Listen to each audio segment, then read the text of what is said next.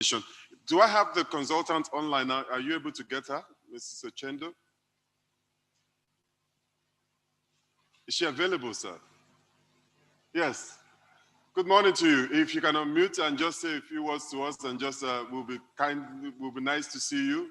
Can you hear us?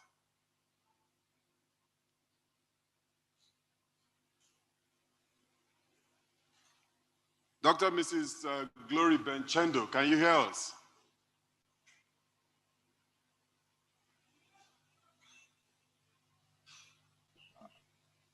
Are you sure she's not? Yeah, I don't know if I'm being heard. I'm Dr. Mrs. Benchendo, the consultant with PFA, and I don't know if I'm being heard because I can't hear anything. Yeah. Okay, let's hear from you, please. Just a quick word of salutation. Yes, Zulu, hi. I was hearing before, but I can't hear anything anymore. We can hear you. Please, we can hear you loud and clear. Check the audio for me. Yeah, it's the beauty of technology. We're still working on it. Yeah. Well, I hope we can sort that out so that by the time it's time for our presentation, we wouldn't have that challenge going on. Well, while we wait on the country director to come in, I'd like to take quick goodwill messages here. First, from the Federal Ministry of Agriculture and Rural Development, as we move on to this project. As you know, it's the learning and closeout meeting. There are several things that we must have learned in the course of this project over the years of the public financing for agriculture project. So just for the first goodwill message, I'd like to invite the Deputy Director, Project Coordinating Unit in the Federal Ministry of Agriculture and Rural Development, Godebe Buba, for the first goodwill message. A round of applause to Mr. Buba. As you know, it's the learning and closeout meeting. There are several things that we must have learned.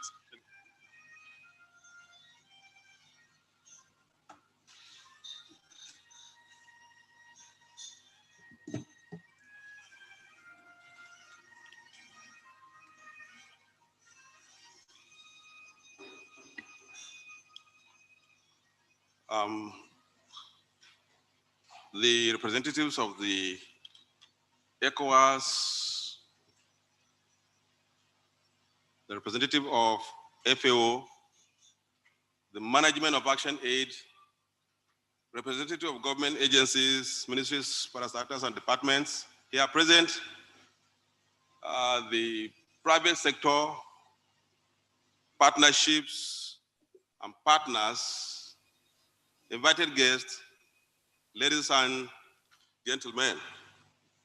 It gives me great pleasure to be here today on the occasion of the public financing for agriculture, which is a learning and a closed out meeting under the Action Aid Nigeria. We are so happy that events like this brings the public and the private sector together for just one common purpose. And the purpose is to enhance food production, good governance, security, and many other things that have to do with life preservation. Ladies and gentlemen, we are aware as a ministry that Action Aid maintains strong relationship and interdependence and mutual accountability within international federation. This is one of the major areas that attracted and drew the attention of the Federal Ministry of Agriculture to partner with Action Aid. The ministry is also aware that Action Aid started operation in Nigeria sometimes in 1999, about 22 or 23 years ago. But later, the Action Aid transformed into an autonomous national organization that later became registered with the Corporate Affairs Commission of Nigeria. And today, Action Aid has become a global partner in the area of interdependence, public support, and accountability. Ladies and gentlemen, we are also aware that Action Aid have partnership with the National Planning Commission of Nigeria, which is the government ministry, for purposes of economic planning and development. Also,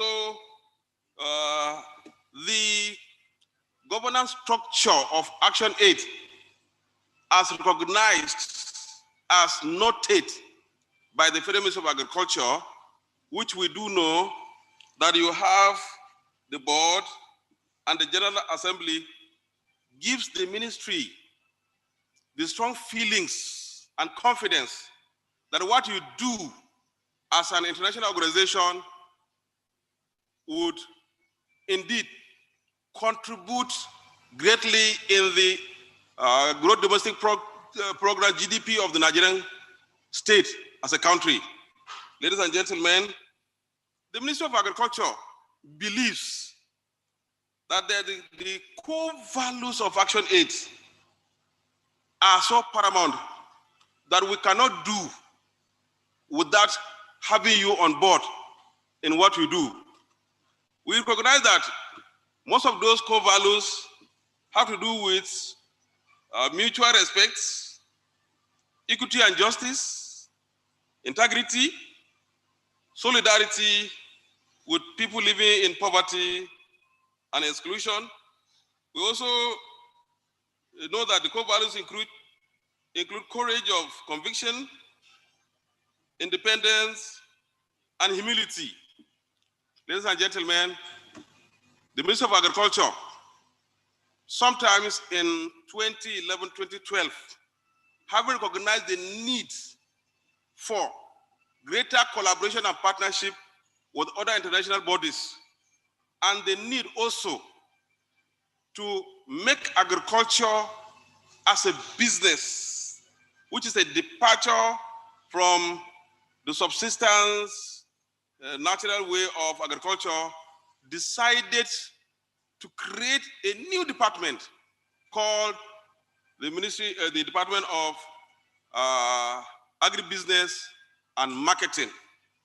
And that is a department that works closer with international bodies like you in the area of production, processing, and marketing. Ladies and gentlemen, arising from the creation of that department, we saw what agriculture did in Nigeria, that the economy was diversified. There was a window level of poverty eradication. There's a window level of doing business and ease of doing business in Nigeria in the area of agriculture. That also contributed and attracted the international bodies, the donor-funded agencies like the World Bank, African Development Bank, French Bank, and other international donors to come closer, work together with the Federal Ministry of Agriculture during the Audu Obe regime as a minister, that the project coordinating unit was created. And what did that body do? The body was empowered with the responsibility of managing, maintaining, supervising, and ensuring that all donor-funded monies received by the Ministry of Agriculture was fully and accountable by the managers. Therefore, the project coordinating unit has come to stay. As I'm talking to you, the donor-funded project has not less than 8 projects under it. We just not long ago did the closure of 3 of them. And that was the Farmer Project of Nigeria, which worked and lasted for 25 years, the roofing projects, and the commercial agri. Ladies and gentlemen, today, with the learning and closure meeting of the public financing for agriculture, the ministry is very happy that something closer to what we know as a ministry, something nearer, something within our limit is happening between the two bodies. Before I close, ladies and gentlemen, you are aware that the core objective of the Federal Ministry of Agriculture is to regulate on all food sector system in the country. And therefore, Action 8, you are our good partners. Ladies and gentlemen, today we believe and hope and trust that as we continue with the remaining part of the activities, the core goodwill message from the ministry is that the Nigerian woman, the Nigerian farmer, especially those of you who are partners under this scheme, will have reason to be grateful that poverty reduction, wealth creation, and maximization of your wealth is guaranteed under the Action 8. Ladies and gentlemen, organizers of this program, I thank you for listening and I wish you well. Thank you.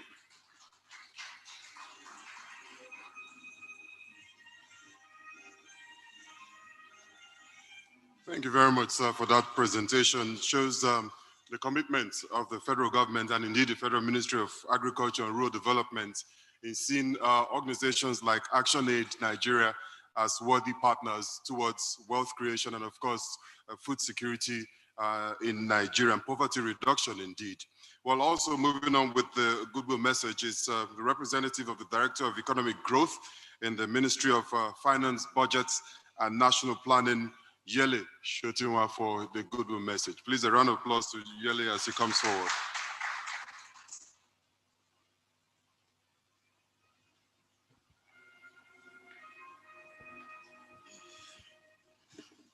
Good morning, ladies and gentlemen. Please permit me to stand on the existing protocol as set by Mr. Buba of the Ministry of Agriculture. I'm here standing representing my director, Economic Growth Department of the Ministry of Finance, Budget and National Planning. And as the name implies, my department is responsible for the overall growth of the Nigerian economy. And going further on that, increasing public financing is a major component of the diversification exercise of the federal government. I believe the purpose of this is to improve food sufficiency and food security in the country and to engender growth. The ministry sees this program as a laudable one and also very timely, as it is in line with the focus of government to diversify the economy into agriculture as opposed to what we're used to, the oil. We might then begin to ask ourselves, why agriculture? Why is agriculture so important that government must finance it or increase financing, as it were? We also might want to know, why is it critical to the growth of the economy? I believe that these are some of the discussions that will be trashed out here on this forum. The ministry, through the Director, Economic Growth Department, in person of Mr. Aso Vaporai, pledges its support and collaboration with Action 8 and every other stakeholder here present to ensure that the purpose of this is achieved. And want to say critically that we'll support in any way possible. And he sends his highest regards to everyone here. Thank you very much for listening.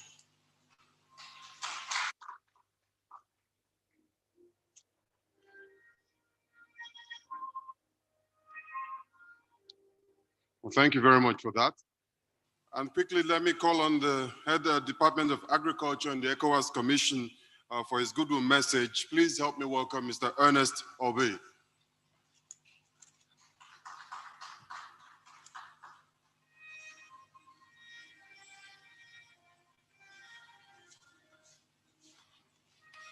Thank you very much, Master of Ceremony. I would like to also stand on the existing protocols in order to save time. On behalf of the ECOWAS Commission, the President, His Excellency Jean-Claude Cassibrou, and the Commission of Agriculture, I bring you special greetings to the Public Finance Agriculture Project Learning and Closeout meeting. This particular meeting is of utmost importance as far as the ECOWAS Commission is concerned, as we are also committed in ensuring that agriculture in West Africa, agriculture in the 15 member states receive the right investments, especially public investments in line with both the Maputo and Malabo declarations. This meeting, as I said, is extremely timely because the emphasis of the meeting is basically to share experiences on public financing. It is very clear that most of our member states have not reached the 10% public allocation to agriculture. So I would like to take this opportunity to commend ActionAid Nigeria for embarking on this project from 2011 up to date, almost 10 years now. And I am pretty sure that the results obtained from this project would be of relevance not just to Nigeria as a country, but to the entire ECOWAS region. And as a result, the ECOWAS Commission would be very much interested in scaling up some of the lessons learned so that we can encourage our governments, not just the Nigerian government, but other West African governments to invest in agriculture, to invest in smallholder farmers, especially women folk who are the backbone of agriculture in our member states. In conclusion, I would like to once again commend the director, the country director of ActionAid and her staff for coming up at all times with very laudable public policy initiatives that would help to change the dynamics of agriculture so that all of us can achieve the noble goal of food and nutrition security within the shortest possible time. So, Madam Director and your able team, I want to commend you and wish you well, and want to assure you that the partnership between ECOWAS and ActionAid will continue in the years to come. Thank you very much, and God bless you all.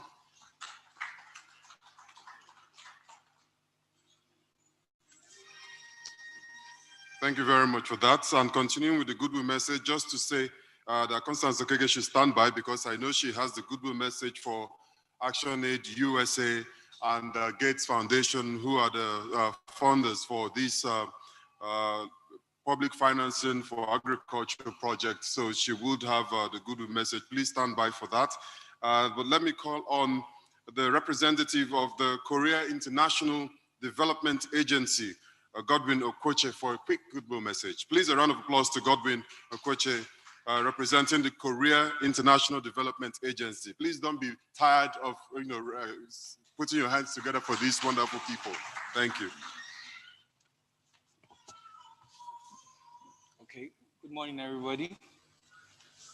Just to correct the MC, is the Korea International Cooperation Agency. Thank you. So I'm representing the country director, Mr. Woon Chang Chang. He's unavoidably absent because he's out of the country, and he extends his greetings to ActionAid. Koika appreciates the opportunity to be here to witness this meeting of the learning and closeout ceremony of the public financing for agriculture. On behalf of the country director, we want to congratulate Action Aid for the successful implementation of this project. And we believe that it's not just going to end, it's going to transit to something bigger, because what is left to be achieved is far greater than what has been achieved, because there's a lot of work to be done when it comes to the financing of women, especially in farming. The Korean government, it's very much open, as usual, to work with the Nigerian government and implementing agencies in Nigeria. The KOICA has been in work with Action Aid and on different levels, particularly not on this particular project. But the country director hopes that even in the future, as Action Aid moves forward, KOICA is willing to partner in that way forward. I want to thank also the federal government of Nigeria through the ministry for working and partnering with Action Aid to see that this project is a success. I wouldn't go beyond this for now. Thank you so much.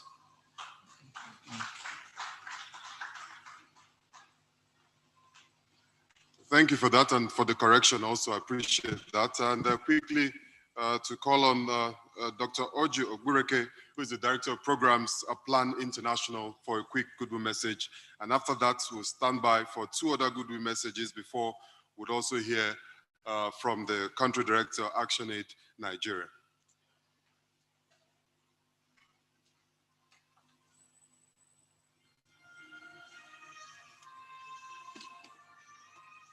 Good morning, ladies and gentlemen. Thank you. I stand on existing protocols. Just permit me to do that because I'm not that a protocol person. I'm here on behalf of Plan International Nigeria. Fortunately, I was grown from Action Aid, being an Action Aider, always an Action Aider. You know, you don't forget that. So I will always appreciate my experience and the brought up I got from Action Aid. I also want to, pardon me, recognize my beloved sister, Auntie Ene. Welcome. Action Aid, as we all know, stands to eradicate injustice and poverty. And you all will agree with me that evidence, there is overwhelming evidence that shows that poverty in this country is majorly within the rural farmers, particularly the smallholder women farmers. And so when you find a project like this targeted on smallholder women farmers, you wouldn't bet, you will appreciate it and know that the people, the purpose of the project is actually to eradicate poverty. Here, the project, as we know, existed for the purpose of building capacity, and not just building capacity, but in a way, getting ordinary people to understand and appreciate the need for them to pay attention on issues that affect them. When you talk about budgets, it's like a Bible to some people. But you also will agree with me that in a democratic dispensation like ours, quote unquote, budgeting should be the business of everybody because it affects everybody. It is the budget that puts life on whatever policies that the government put in place. And so smallholder farmers, at least to an extent, should be able to have a say on issues that affect them, and therefore should be given the opportunity to also contribute in the process of budget development, in the process of policy development, which I believe this particular project has been able to achieve to an extent. And so the reason for us gathering here is not just to close up a project, but it's also for us to appreciate the effort that has been made to enable ordinary people like you and I to appreciate the need for them to participate and get involved in issues that affect them, like the process of developing budgets and policies. You just imagine when you find ordinary people like us discussing and asking constructive questions with regards to specific areas of interest for them in the budget. That at least will give you courage that yes, something is happening. Now, ActionAid has succeeded in providing models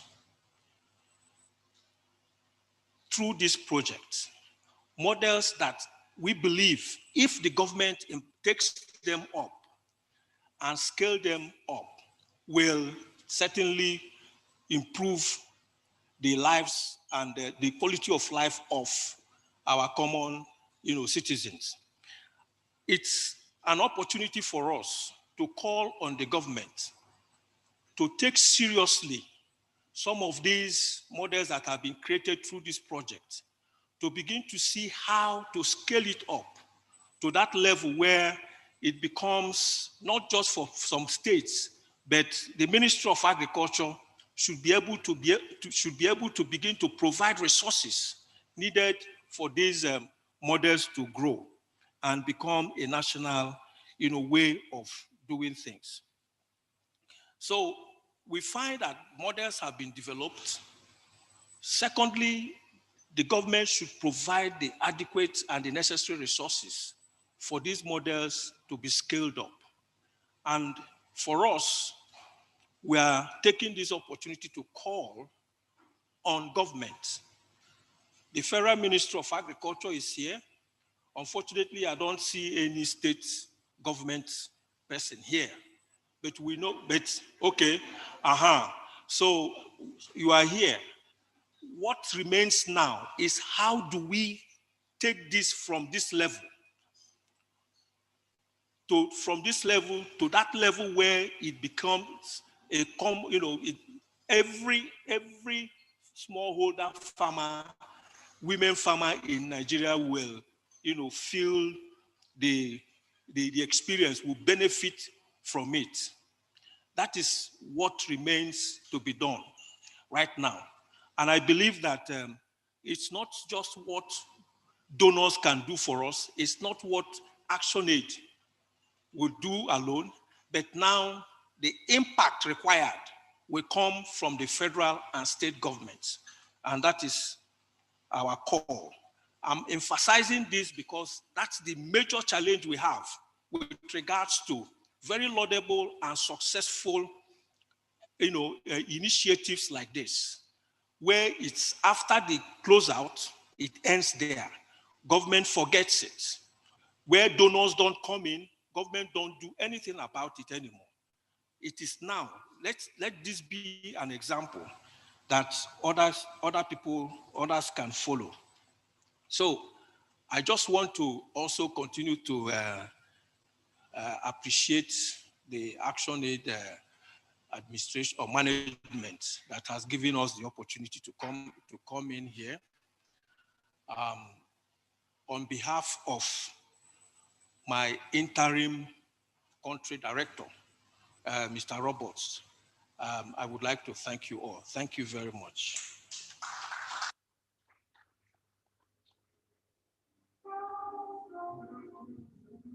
Thank you very much, Dr. Oji, for that presentation. Indeed, a good message, brother. Just to quickly also recognize the fact, I know we've done it earlier, for those who are online, the states, we recognize you. Thank you for your patience and the commitment to this today's event and obviously the project itself.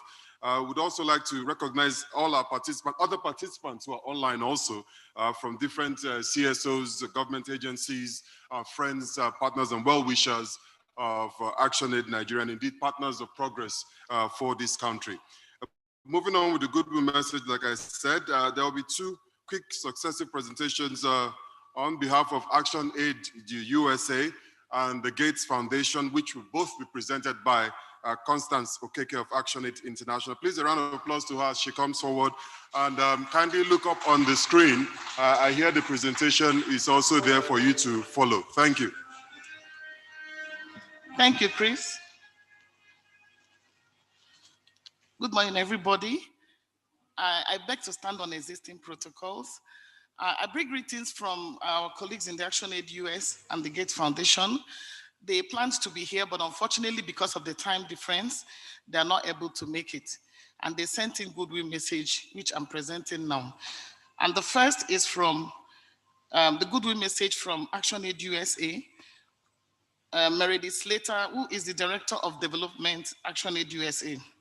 And I read, my admiration and thanks goes out to everyone who has participated in the public financing for agriculture over nearly a decade. I am one of the fundraisers who helped secure resources from the donor to ensure the continuity of this project over the past 5 years. And I can hardly express how much I have learned and been inspired by this project. From the superb staff to the insightful women farmers, the people are what have made this project such a resounding success. PFA demonstrates the power of activism and advocacy, and the truth that knowledge is not created in an ivory tower, only in an ivory tower, but comes from wisdom of people living this work every day.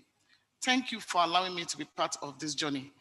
And she also said I should tell you, your PFA son, her newly delivered child, sends greetings.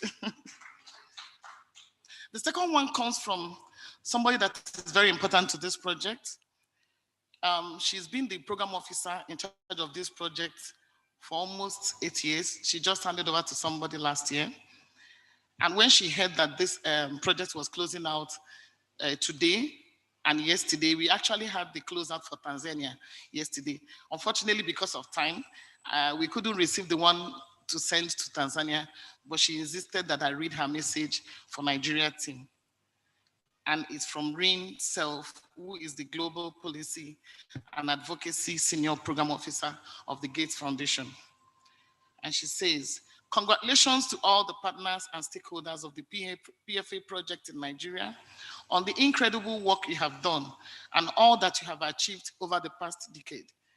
It was truly an honor and privilege to be able to support you in this work. I have been consistently inspired by the skill and passion that was brought to bear by this team, and by your commitment to making and taking space for women farmers to tell their stories, voice their concerns, and be active participants in the policy and budget processes that impact them most. I wish you all the best in your future campaigns. Thank you, and God bless you.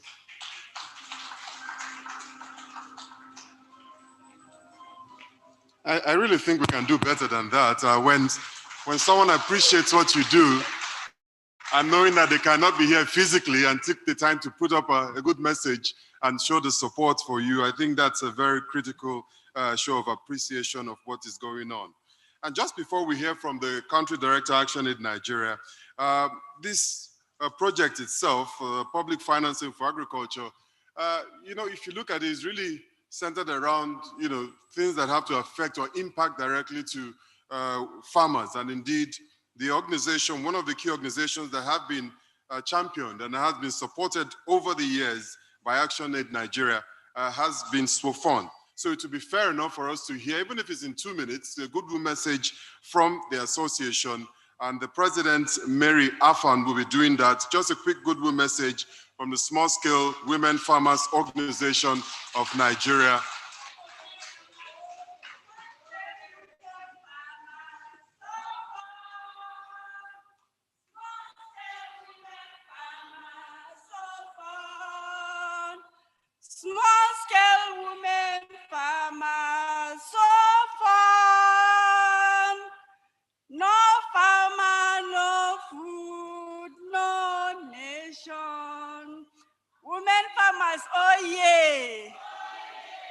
Have you eaten today? Thank you very much. My name is Mrs. Mary Ishaya Afan, the National President of Small Scale Women Farmers Organization in Nigeria. I was just sitting down thinking, if we are to give a goodwill message, we need more than 1 hour, but I will do that in 2 minutes. I want to sincerely, on behalf of a Small Scale Women Farmers Organization in Nigeria, we are into 36 states, including FCT. I want to appreciate the PFA project on behalf of women farmers of Nigeria. We are the first child of PFA. If PFA have not done anything, we are their testimony. And I'm quite sure by the time you go through documentary and presentations today, you know why I'm saying this. We want to say that in our last meeting last year, we were shedding tears when we learned that the project is closing. Sincerely speaking, we are going to go on advocacy, just as you people have built our capacity to do advocacy. We are going to advocate for the extension of this program, looking at the impact it has created in the life of women all over Nigeria. I'm quite sure I will still have more time, to share our good success stories that we've gotten because of this project. We that were fortunate to be part of this event, please relax very well and learn. What we want to call on Nigeria now is getting things done. Thank you very much and God bless.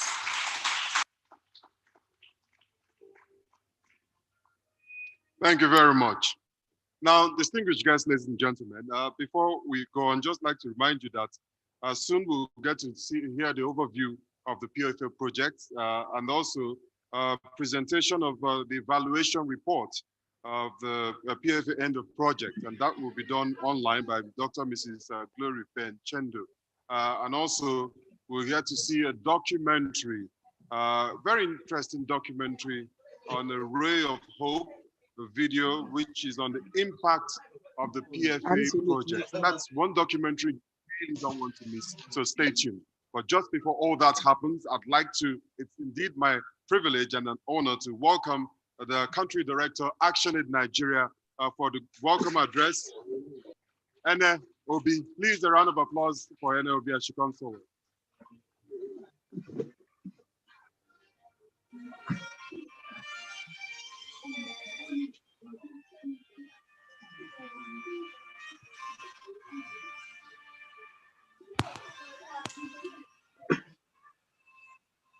May I stand on the existing protocol? I think it was right for the Federal Ministry of Agriculture to have come here before me, because as an NGO, we are standing behind in supporting the government. So ours is to support the government, and the kind of collaboration we have had with the Federal Ministry of Agriculture and the state ministries of agriculture and all the relevant agencies, it is indeed, it should be you welcoming us. So I'm happy that it happened, but I apologize for being a few minutes behind shadow. I think when the SWOFON president was speaking, I got emotional. I got quite emotional because they are indeed the first child of PFA. In 2019, it was also very emotional when Mary was addressing a meeting in New York. And she said, and I quote, "I did not know that I would see the inside of the plane, but here I am in New York, sharing my experience. ActionAid and the PFA project brought me here." And so what this project has really done was to bring women from their local communities and take them to the world stage. And following up on Mary again, there was a climbing of the Kilimanjaro as a result of the PFA project. And 5 Nigerian women form members climb the mountain of Kilimanjaro, where they went to raise the flag for a movement on agriculture. And so on behalf of the management and staff of the I want to welcome you to this public finance analysis, finance in agriculture. I say public finance analysis because Dr. Oji, who came in from Plan International. Meeting tí mò ń ṣe yìí náà ni mo fi ṣe mo ní online meeting pẹ̀lú state government. Oye mo wá ń dọ́gbọ́n lọ bọ̀ nílé. Virtual meeting. Àmọ́ sì fẹ́ gbádùn gbogbo. Finance analysis. And what èèyàn kan tó fẹ́ jẹ kíní kan méjì ní. Hello, Dr. Kolawole, can you please mute your speaker?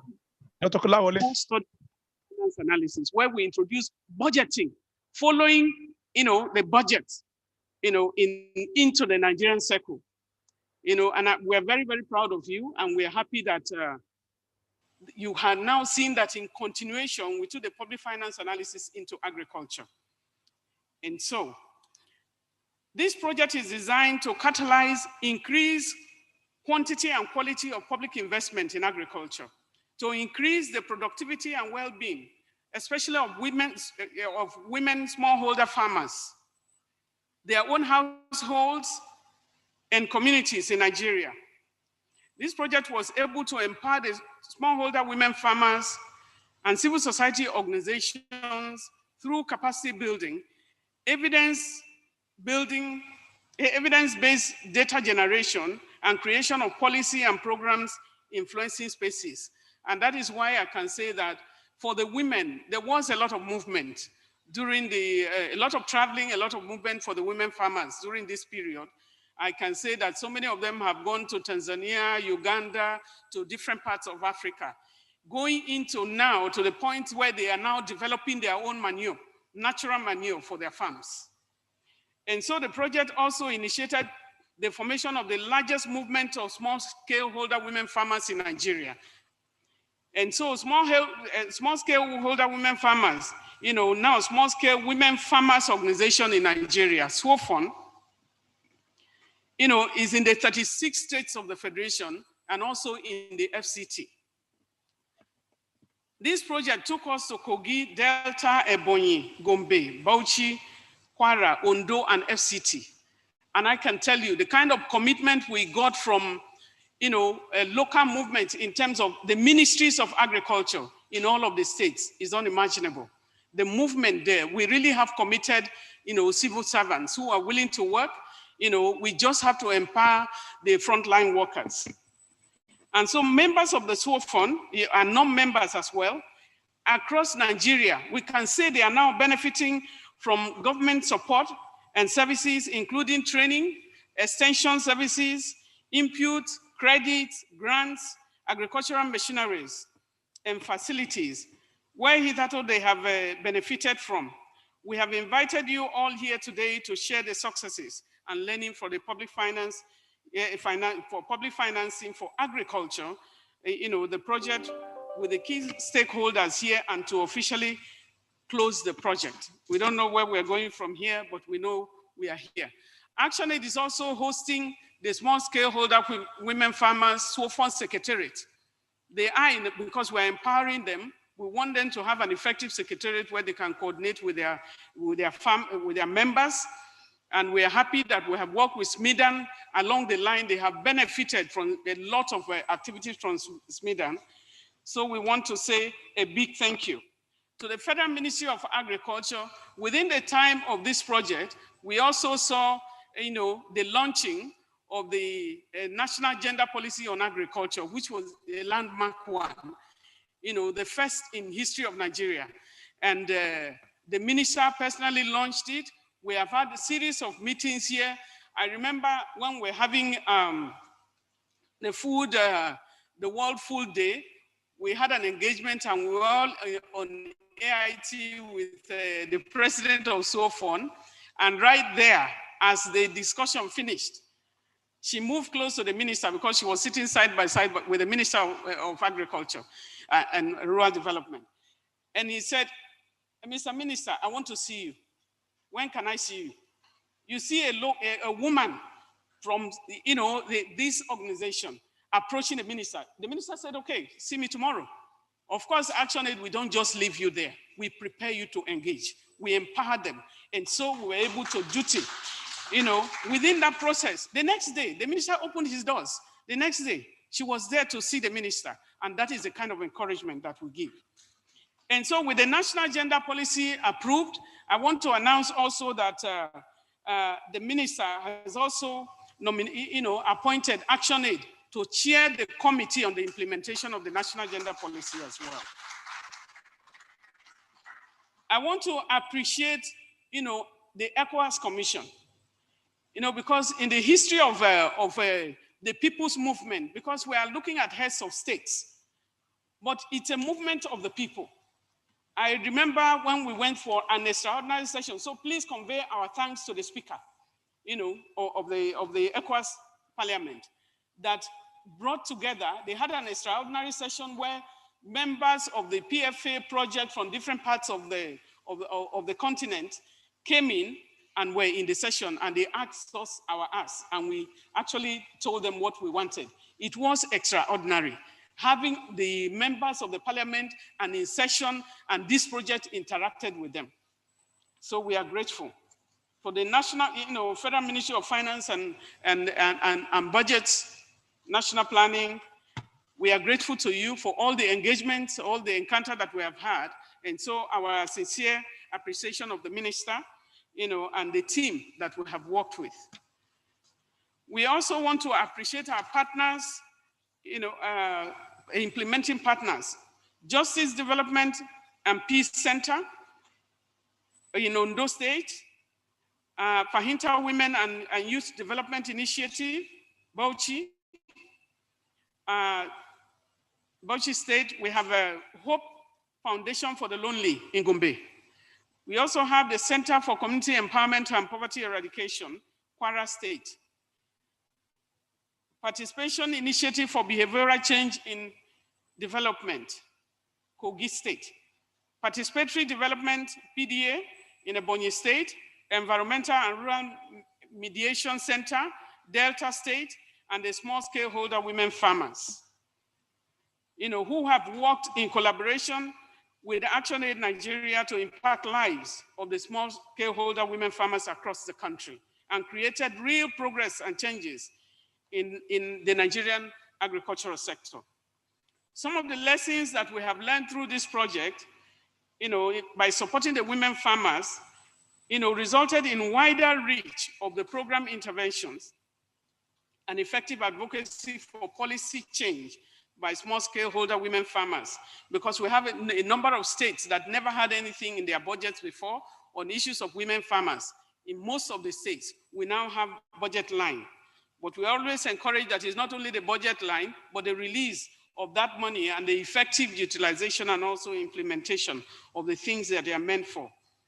For example, we say the small scaleholder women farmers now covers the 36 states of Nigeria, and they are reaching over 15,000 cooperatives whose members have influenced agricultural financing policies for smallholder farmers, and working in collaboration with other organizations helps us to leverage on each other's strengths, and additional resources were also sought.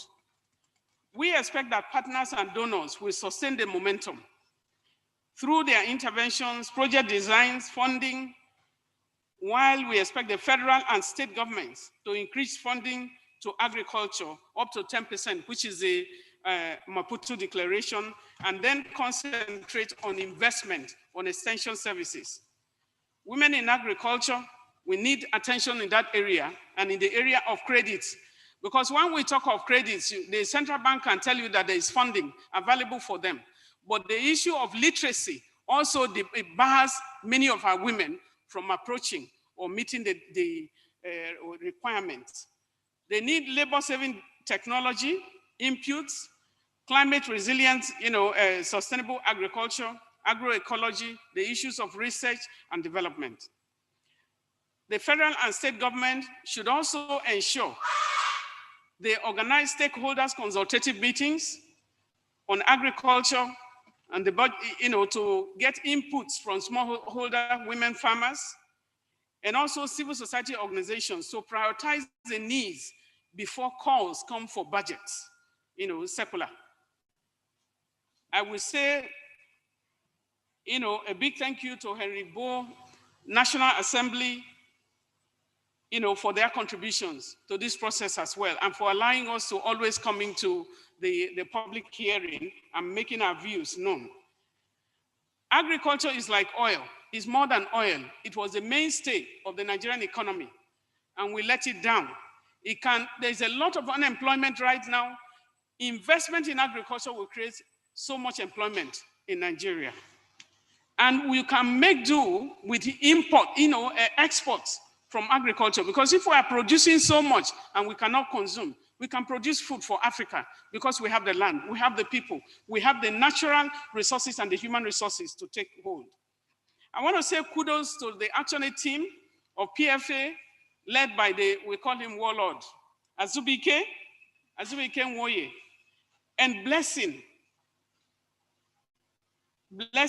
and Farida, and the PFA international team, a lady who will not give up. She's still not giving up that PFA will end. She's still writing proposal with her team, and that is Constance Okeke. Please, can you stand up to be acknowledged? Constance Okeke, thank you so much for the work that you have done. Adelokun, we call him Ade, so this pronunciation. Adelokun Okunola, are you in the room? Okay, thank you so much. And the entire management team, because much as we have a PFA team, almost every management team is involved in the PFA. So I acknowledge the presence of some of my colleagues and those who are online for the great work that we have been able to do, because the PFA project takes almost everybody.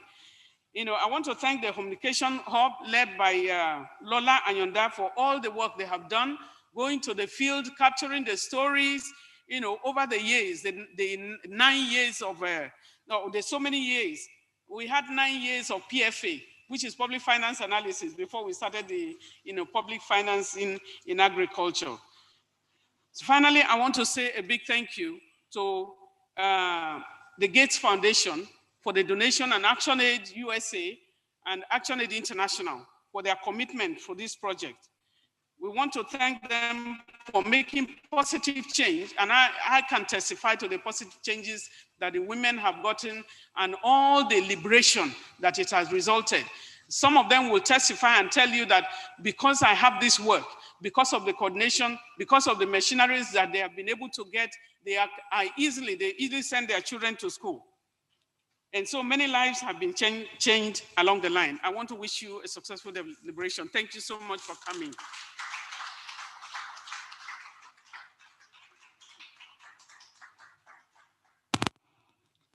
Thank you very much for that from the country director, ActionAid Nigeria.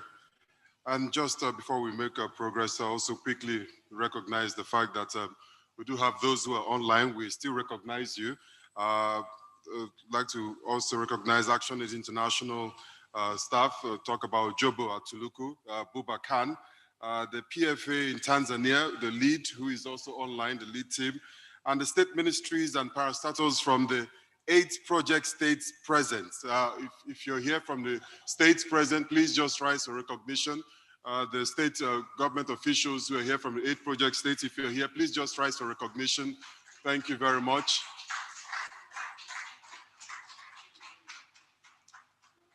Sorry, I almost made an error. A director is here from the Federal Ministry of Women Affairs. We had a huge multi-sectoral preparation for the launch of the National Gender Policy. My sister, can you please stand up on behalf of the Ministry of Women Affairs in Nigeria and the Ministry of Agriculture, the women that led that team? Please, can you stand up and be acknowledged? So it was a huge work. Let me not say, I mentioned a few people, but those who I have not mentioned, please forgive me. Thank you. Sorry to break you. Thank you very much for that addition. Like I was saying, those of government officials from all the project states, the 8 project states, I know you've risen for recognition, and I can see some of our participants and farmers from all the other states in the country who have joined us online also for today's event. Not forgetting any one of you, by the time we get into the panel session, indeed, we will try to accommodate a few of those who are online with us from the states that we earlier mentioned. Well, just to move on quickly, like I said, we will have a presentation of the end of project evaluation report that will be done virtually. It's a report that was jointly put together by Professor Lemchi Jones and Dr. Mrs. Glory Benchindo. Well, she will be making that presentation that's talking about Dr. Mrs. Glory Benchindo. But before that, I'd like to call on Constance Okeke of the International Project Manager, Public Financing for Agriculture, Action Aid International, and also Azubike Nwokoye, who is the Project Manager, Public Financing for Agriculture, Action Aid Nigeria. Both will be jointly presenting the overview of the PFA project in Nigeria. So please, a round of applause to them. They will come and they will share the time for this presentation. We'll start with Constance, and then we'll move to Azubike to round it up. Thank you.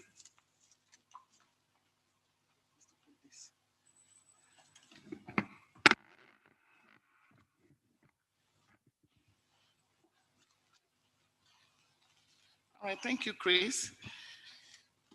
Good morning once again. I'm so excited being here today.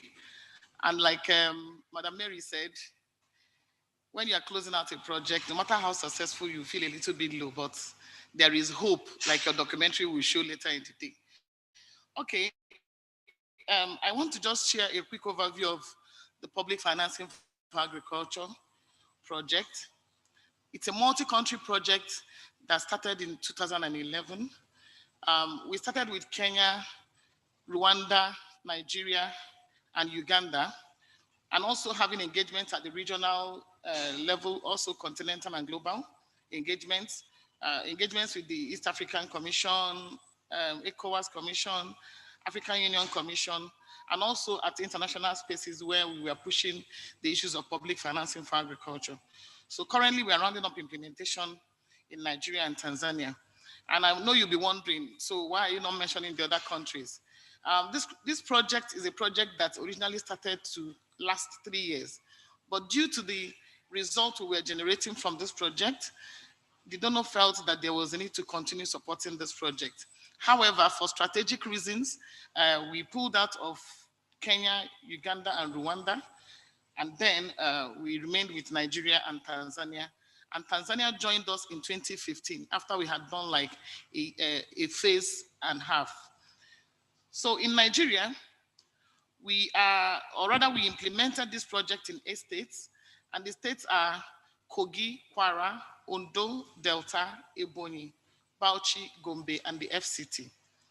And while in Tanzania, we worked in 2 districts and the national, Chamwino and Singida district of Tanzania. But at all points, we also make sure we engage at the national level, and we're always working with partners.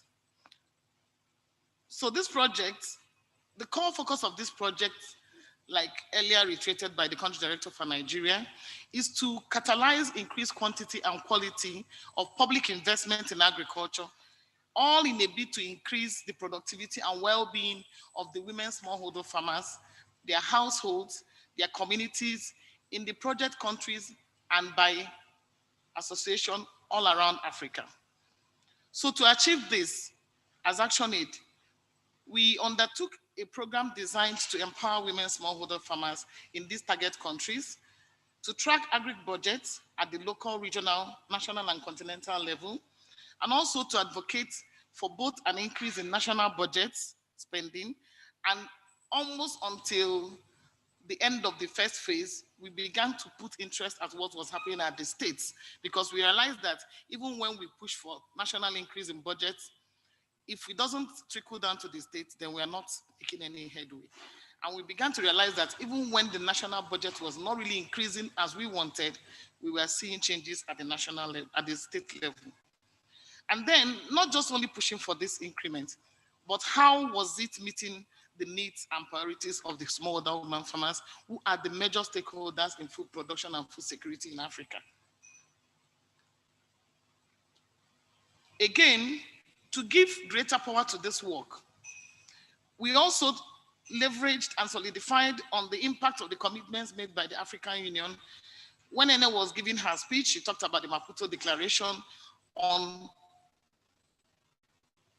allocating at least 10% of African countries' national budgets to agriculture. Though we know that most of the times these countries, this particular commitment has not been met.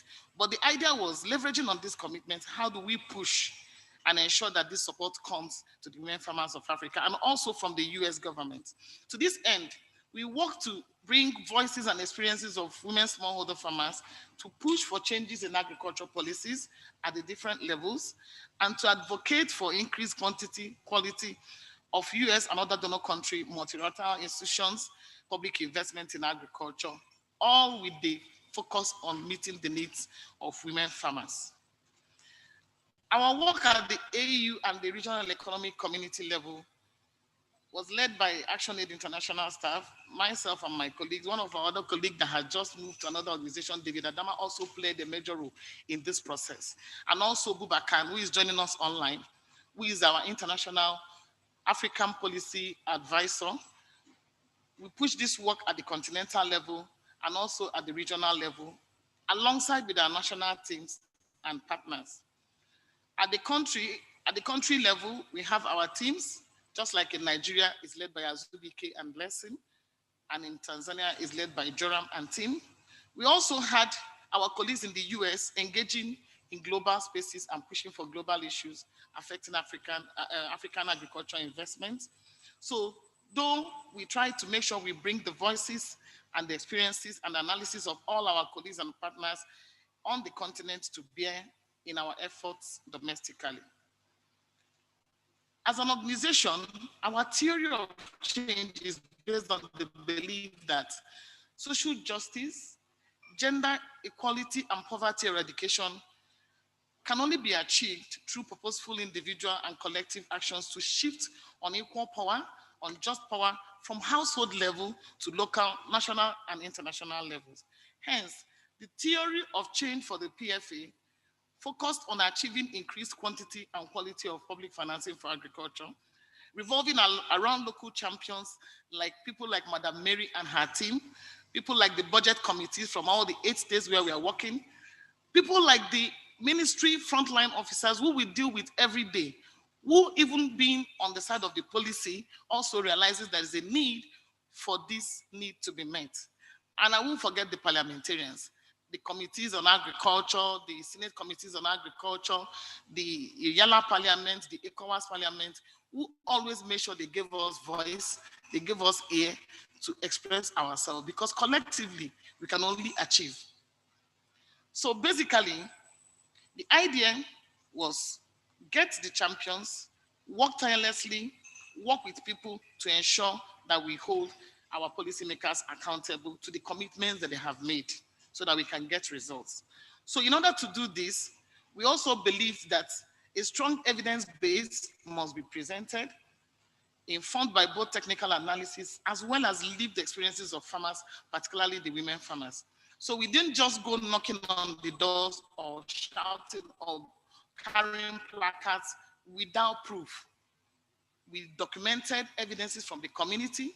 We provided evidence to show that there was a need to focus on this group who are the frontline food producers, who should get all the attention, who should get all the support needed to ensure that we do not go hungry, and also that their right is met, and everybody's right to food is also met. This project, running 9 years plus 6 months, wouldn't have been successful or wouldn't have been, good enough for us to stand here today to say we are closing out if it has not brought in a lot of innovations. I just, summarized a few. One, bringing into context the different country takes or needs, we were able to, bring in a combination of training, capacity building, and empowerment of women farmers themselves, robust research, and targeted advocacy.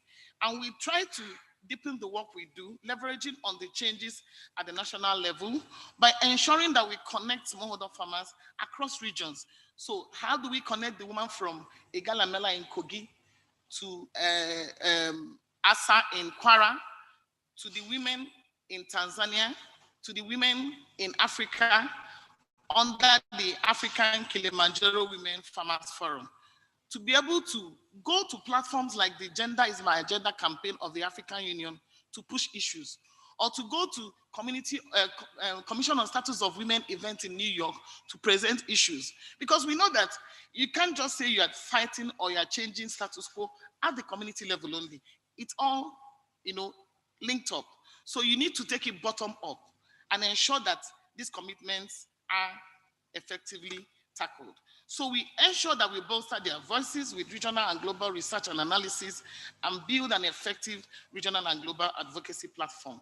Like you already heard, the project has produced SOFON, which is acknowledged as the largest, so far, as the largest platforms for smallholder women farmers in Africa, with a strength of more than 500,000 women farmers. And through that particular global advocacy network, we've been able to also work and mobilize women across 22 African countries under the African Kilimanjaro Women Farmers Forum, where we are linking up with other women farmers organizations and movements to push for issues across the countries, across the regional economic communities, and also at the continental and international spaces. The civil society was not left behind. This project also ensured that we have what you call budget committee structures. And for Eastern Africa, we call them social audit committee structures, made up of community-based organizations, women farmers, other groups like the media and the rest, to make sure that this issue is internalized, brought down to bear to the duty bearers from the community leaders up to the continental level players, so that issues of smallholder farmers and investment will not be overlooked. Again, through Till the Same project, ActionAid and other organizations came together to feel that we need to be at the forefront of pushing the major African agriculture program called the Comprehensive Africa Agricultural Development Program, CADEP, which is the fulcrum of agricultural investment in Africa, championed by the African Union heads of states. So what did we do? We ensured that we work with other civil society across board and set up what we call the CADEP Non-State Actors Coalition, which also includes these women farmer forums that we have in places, and also the civil society, so that at every point in time, we are taking up this space to push for this issue, to push for implementation of the CADEP, because the CADEP is the benchmark, it's the platform where we are saying, you made a commitment in Maputo in 2003, you want to give 10% of your budget, you come back to your country, you are giving 0%. Why? It is our right. You've made the commitment, you need to live to it. Oh, the national government is saying, oh, agriculture is a focus. You come to the states, how much are you giving to agriculture? Without agriculture, you don't even have a state or a country, because without food, nothing is going to work. So we ensured that we use all the possible opportunities and spaces we had to push for these issues. So this project has really helped ActionAid to do what it does best, which is working directly with people living in poverty at the grassroots level to help them realize improvements in their lives, while at the same time building on their experiences and demands to achieve policy change. Yes, we were getting policy results, we were getting policy frustrations, but at the same time, we were recording successes and improvements in the lives of the farmers. You will hear farmers that will tell you before we started the project, oh, I can't go on stage to talk. I can't even talk in front of my fellow women.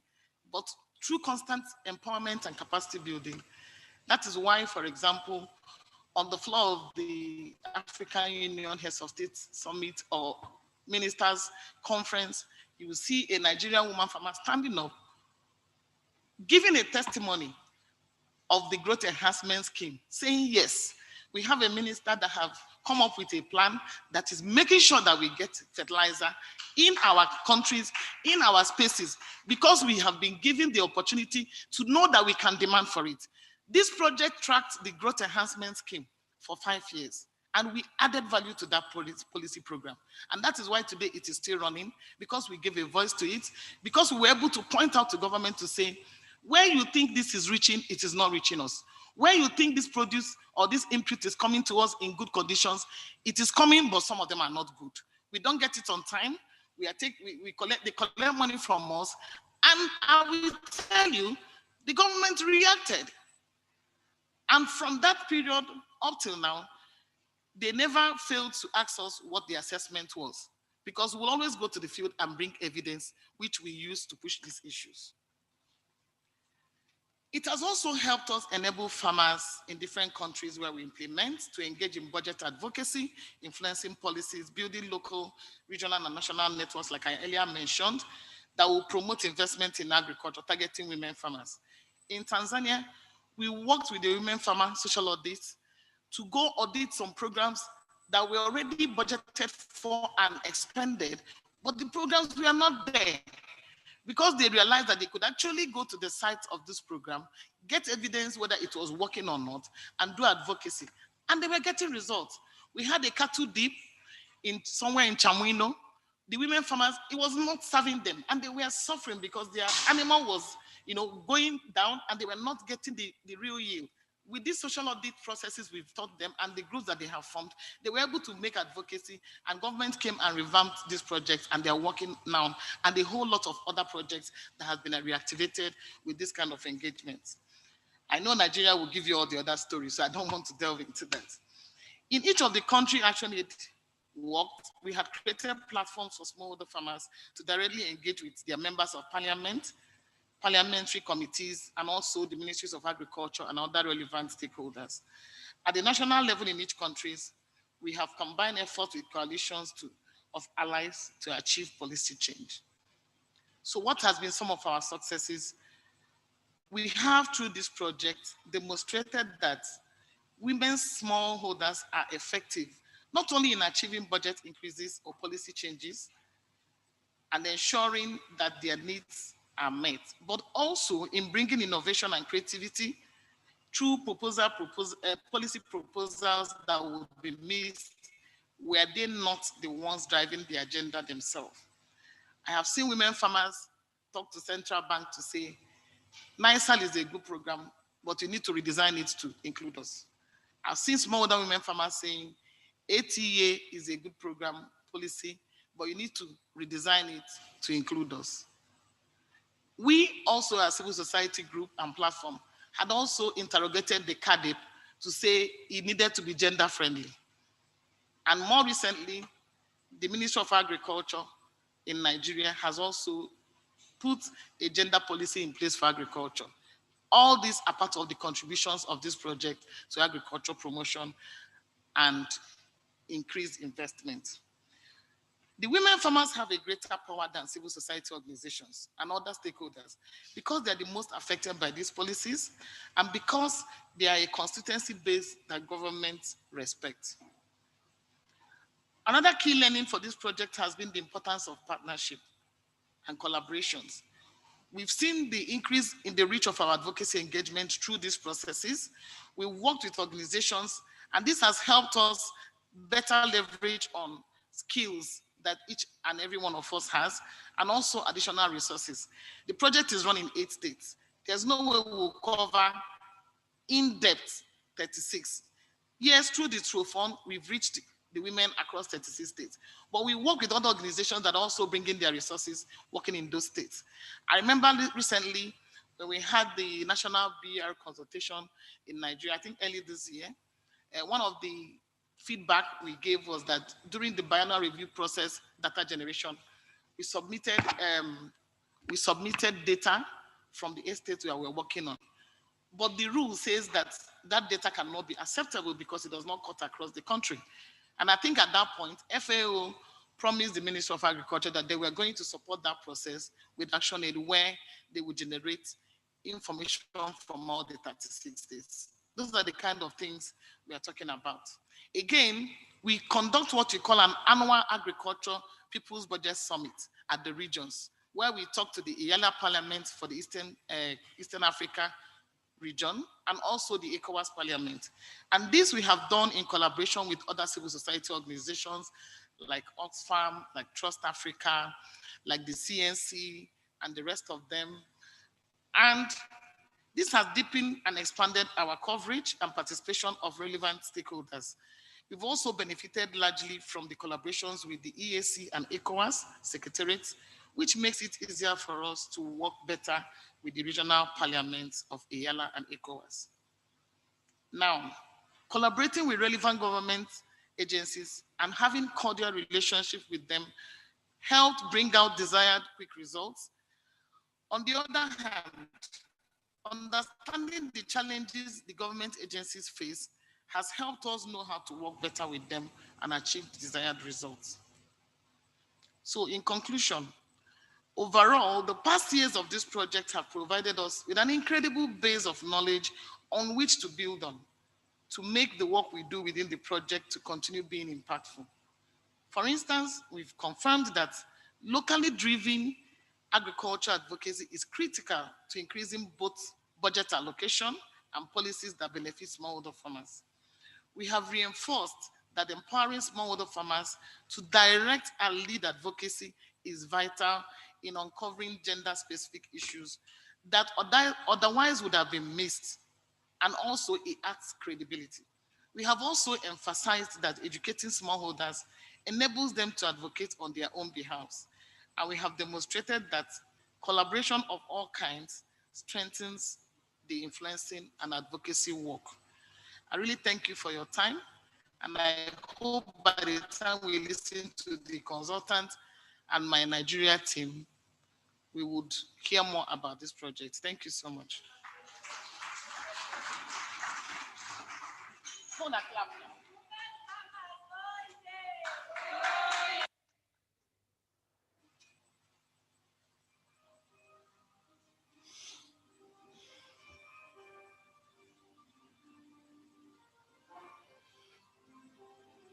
Thank you for that, Constance, and good afternoon, everyone, once again. I will just add one or two things from what Constance has said about the project in Nigeria, since she gave the overview in terms of the continental and global work. Just to say, for the project in Nigeria, we had to, at a point, strategize in terms of looking at what are the specifics that we are asking for from within the project. Yes, we are looking at the 10% Maputo commitment in terms of percentage, but apart from the percentage, we had to zero down to key areas that if government invests in, it means that poverty will be reduced and eventually eradicated. So we focused on access to extension services, labor-saving technology, women in agriculture, climate resilient sustainable agriculture, inputs, access to credit, and research and development. So we focused on those key issues in terms of our areas of interest in the project. And we also used the following strategies for implementation. We used empowering the smallholder women farmers to lead on their own issues. This helped to give life to the issues that are being discussed, because the truth is that you cannot speak for smallholder women farmers. The credibility is there when they speak for themselves. Can you go back to the first slide?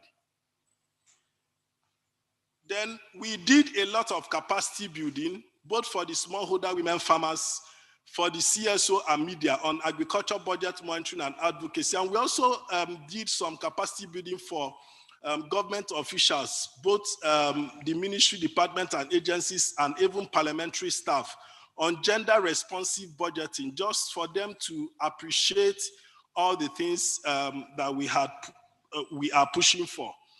We also collaborated with many CSOs and also government agencies. We have the Federal Ministry of Finance and Finance and Budget Planning here.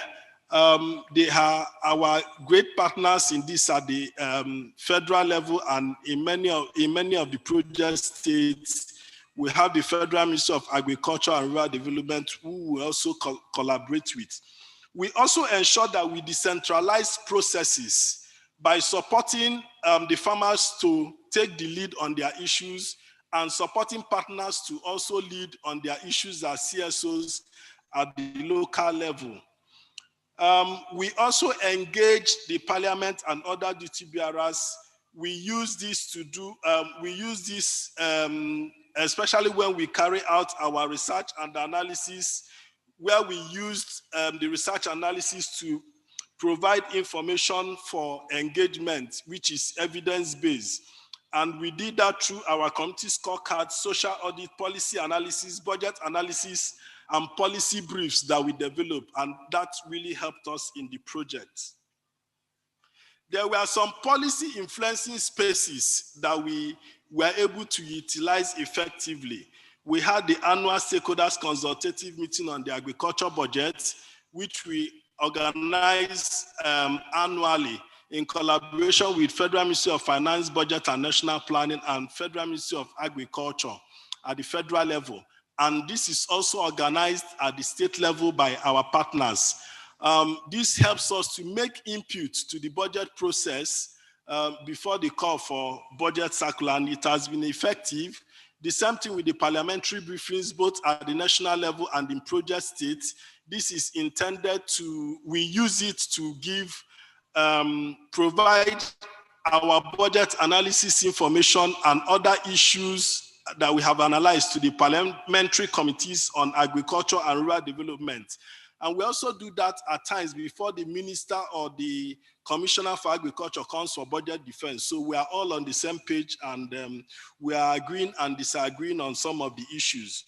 We also embarked on some specific targeted advocacies that enabled the smallholder women farmers on their own to engage both at the federal, state, and local government level. Because there was also local government engagement in terms of engaging with local government chairman and other stakeholders at the local government to provide support for smallholder women farmers. We utilized our interface meeting, validation meetings, and simultaneous dissemination of the community scorecard, where we are able to pick specific issues on the community scorecard and deal with it, discussing with the government, and secured a lot of commitments which were then followed up. We also utilized the public hearings by the government, both at the national level and in project states. For instance, at the federal level, the Senate Committee on Agriculture and Rural Development, we actually work with us to send out even invitations to other stakeholders. And also, we normally submit memos on specific issues that we are pushing for within those public hearings. And we also had farmers also engage in those public hearings, both at the national level and in states. We also utilize the space of key government meetings, which was also useful. We are part of some government steering committees, technical working groups, and so on. And those spaces were actually very good for us, and we were able to utilize this to achieve a lot of milestones in the project. So that is all for now, as we continue to listen to the stories of the farmers and other information that is coming out of here. Thank you.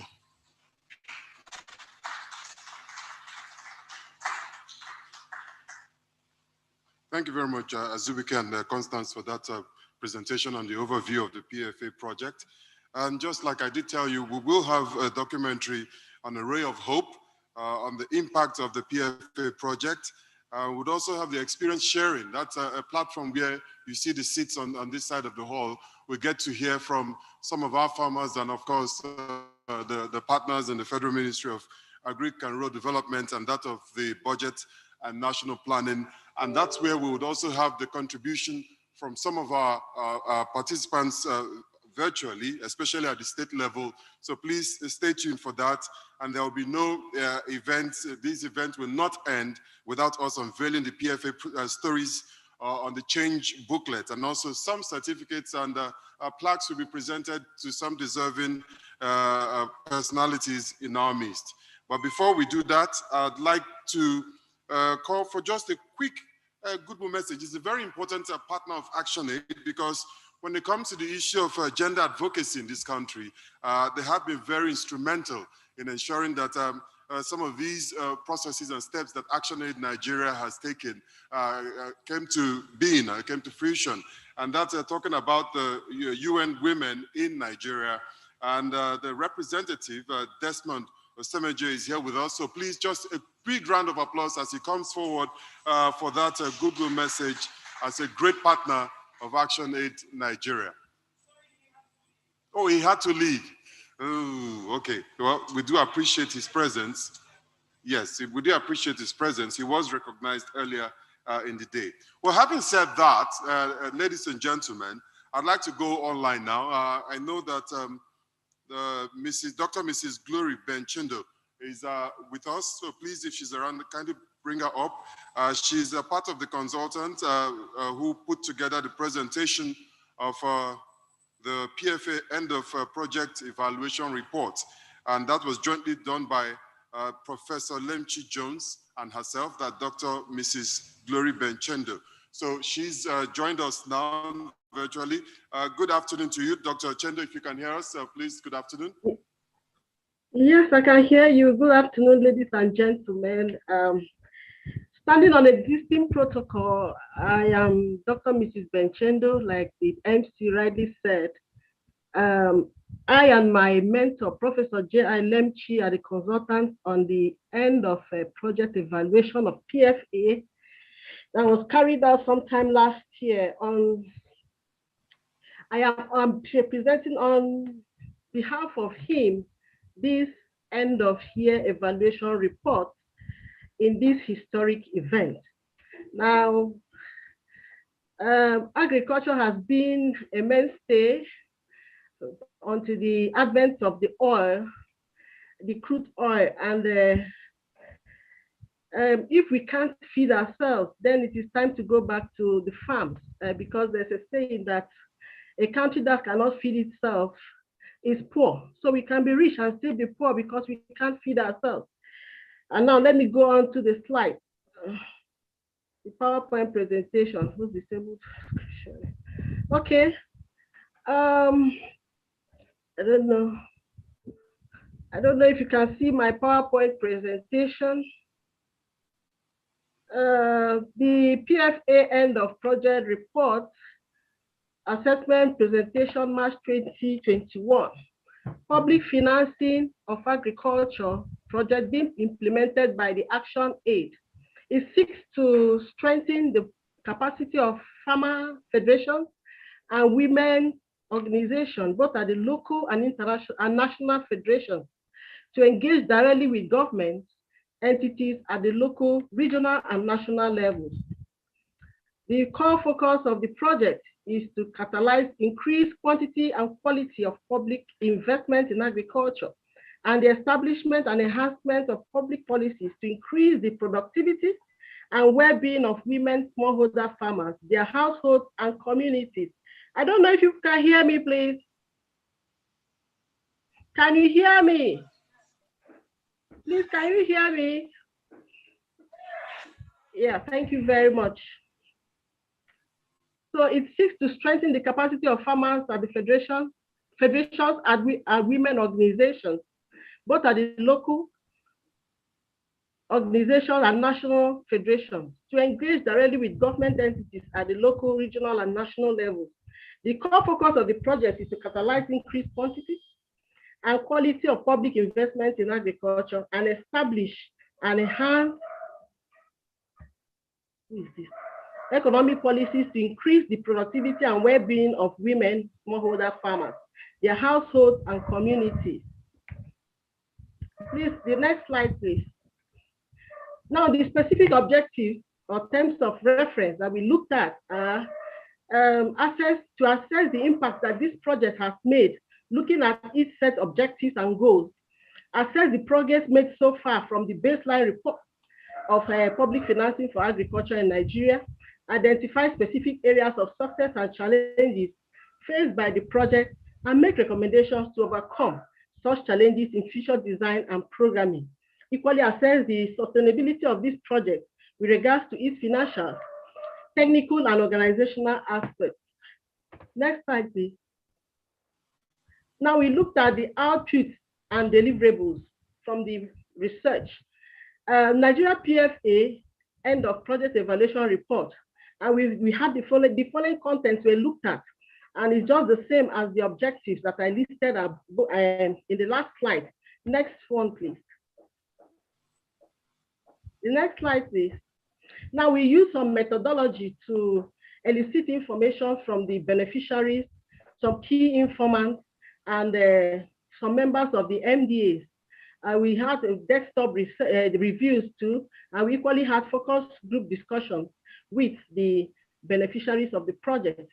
The field visits was done by the consultants at the national and across 8 PFA states of Kogi, Kwara, Ondo, Bauchi, Gombe, Delta, Ebonyi State, and the FCT. The data analysis were done using the simple descriptive statistics and the Likert scale approach. Next slide, please. So the key assessment results. Next slide, please. Next slide, please. Yeah.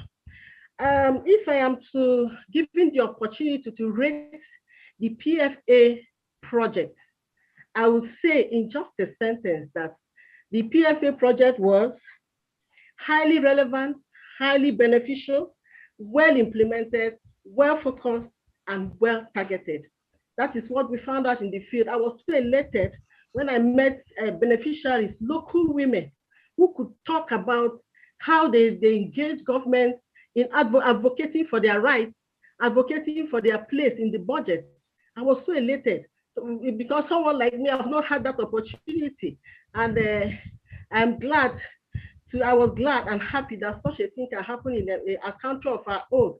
I want to give kudos to Action Aid for this project that they came up with, because our women, if you look at from history, they have always had a fragmented land, farming on fragmented lands, and they never saw agriculture as a business. But after this project, when I went through, I found out that these women are now well educated. They can fight for their rights. They even have the SWOFON included in the budget, and they now have lands of their own, expanse of land they can produce on commercial basis. Next slide, please. Yeah. So funding of agriculture, we found out that funding of agriculture at federal level and state levels didn't meet or were far below the Maputo benchmark of 10%.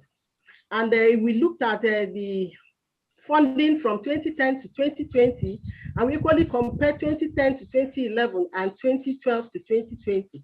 And we found out that federal government allocation to agri 2010 to 2020 was just 1.53%, and that was short of Maputo benchmark by 8.47%. Then the FG allocation to agri at 2010 to 2011 was just 2.8%. And that of 2012 to 2020 was just 1.5%.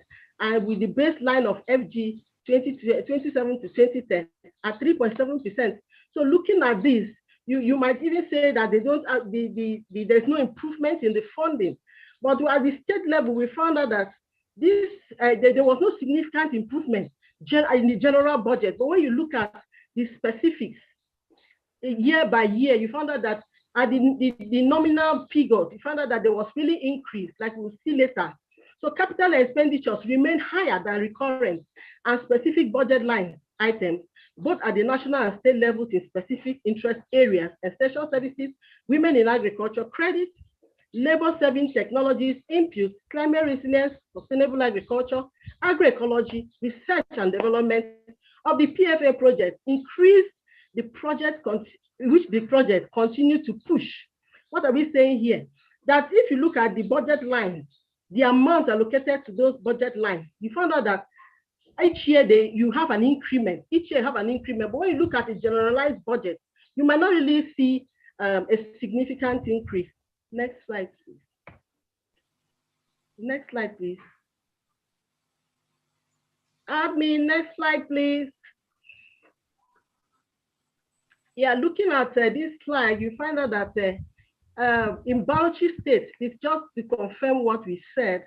In Bauchi State, if you look at funding from 2010 to 2011, the average there is just 4.3%.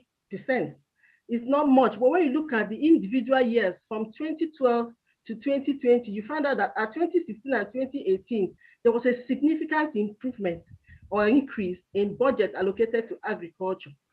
If you look at the second slide by the right, that's just the mean figures. From 2010 to 2011, it was just 4.3%, while it increased from 2012 to 2020. And this is just because of all the advocacies by the women to include agriculture in the budget. The next slide, please. The sound is off from this end. In Delta State, we found a decrease.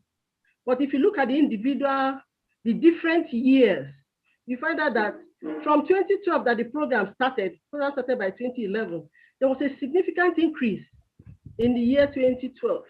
And it increased as such, but not as much as 2012, though there was a significant decrease in 2016, 2017, which can be attributed to the change in government. And later on from 2018 to 2020, there was an increase. So when you look at the generalized budget, it seems there is no increase. And then if you look at the mean values, that's the average values in the second slide, you find out that there was a significant improvement or increase in the allocation, budget allocation to agriculture from 0.4 to 1.1. Next slide, please. In Gombe State, in Kogi State, we found out the same story. If you look at funding from 2010 to 2011, there was a decrease. Then during the time of this project came in, we started finding there was an increase, not a steady increase, but there was an increase until 2017, look at the increase in 2017, 2018. And I was in Kogi State and I found out that these women, they work so hard. I found women who are not so literate telling me how they advocate for increase in budget to agriculture. Though looking at the second slide, you find a decrease. But when you look at the individual years, you find out that there was so much work was done, and kudos to the PFA project. Next slide, please. Seminar in Kwara State, the same story. In Kwara State, 2010 to 2011, there was an increase. And from the onset of the project, you can see from 2011, 3.6, 3.9, 4.4, the first 3 years. And then suddenly a decrease, then increase. So looking at the funding, if you just look at figures presented on budget to agriculture, like we found in the Ministry of Finance and Budget Planning, you just conclude that there wasn't any increase or any significant increase. But it's only when you look at the budget lines or the individual year allocation that you will say something good was done. And all these are just because of the advocacies and the meetings that persuaded the government to look at the women problem. Next slide, please. Ondo State had same story, but Ondo State, the increase was just almost at between 3 points to 5.7 throughout the 9 years of the project. And there was a constant increase, though little decreases at different years. But when you look at the average figures between 2010 and 2011, you find that it's 3.9, and there was an increase to 4.1% funding to agriculture. Next slide, please. Funding of specific subsectors. There was a significant improvement of funding to specific subsectors from 2012 in some states. We looked at Gombe State and Kogi State. If you look at the slide on the left, we had from 2012 to 2020, there was a significant increase. Look at it. There was increase in climate resilience and sustainable agriculture from the 9.0 to 12.11, and equally on small-scale agri empowerment, small-scale agri equipment.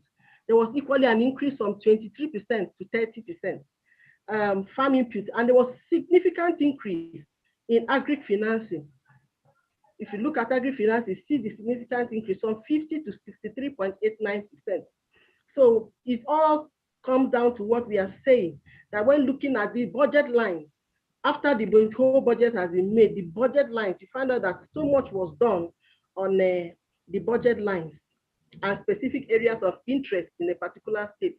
For Kogi State, we have, for the small-scale agri equipment, you see a significant change, see a significant increase on between 2012 and 2020. For agri finance, you can see the change there. So large a change, percentage increase. Even extension and women in agriculture. Though you cannot see the increase, there was an increase. Those little not as compared to agri finance and small scale and agri equipment. Next slide. Now we looked at the PFA activities that the beneficiaries were involved in, and we rated them on a 5-point scale of poor,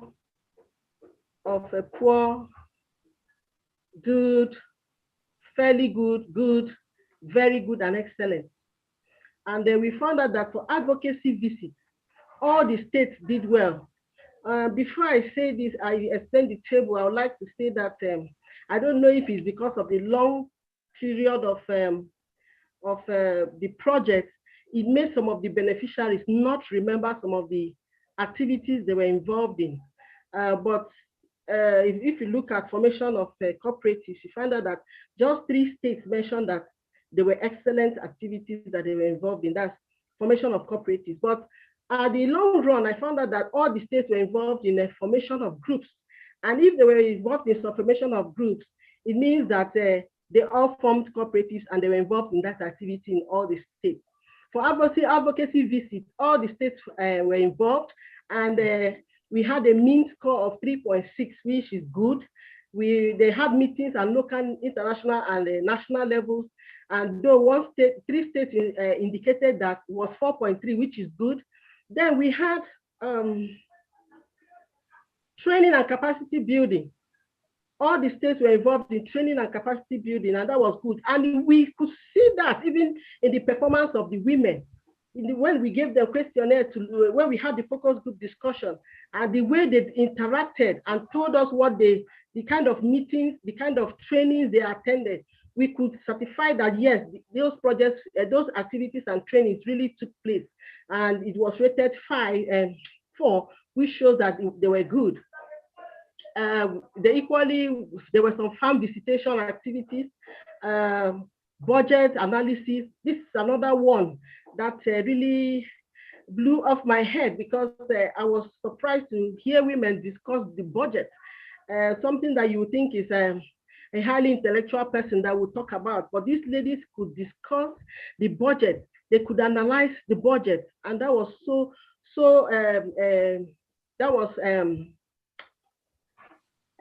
a reason to say this project should go on, because as governments change hands, our politicians, they might not really go back to what, there's no continuity in government, and these women need to still go back to see that these things that were done by the previous government still continues.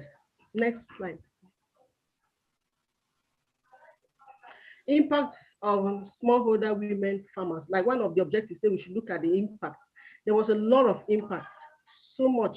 When we looked at inception, at some activities at inception, and currently after 2020, we found tremendous increases, percentage increases, like ownership of land by women, so by the SOFA members. We found out that at inception, they had just 26.7% of them had land, owned land. But as at 2020, 72.03 of the farmers own land. That gave an increase, percentage increase of 169%. Then the level of agri-budget knowledge by beneficiaries, it improved on a 3-point scale to good. When at inception, it was very poor. The women didn't have any knowledge of what the budget was, knowledge about the budget. But with the different programs and training of the PFA, these women can now, they now have a lot of budget, a lot of knowledge on the budget, especially in budget tracking, budget monitoring, and the budget analysis. So the women were also involved in the budget process. Members reported if they were so involved in it against non-involvement prior to the participation in the project. The level of knowledge of GAP, good agronomic practices. Before now, their knowledge of good agronomic practices was so poor.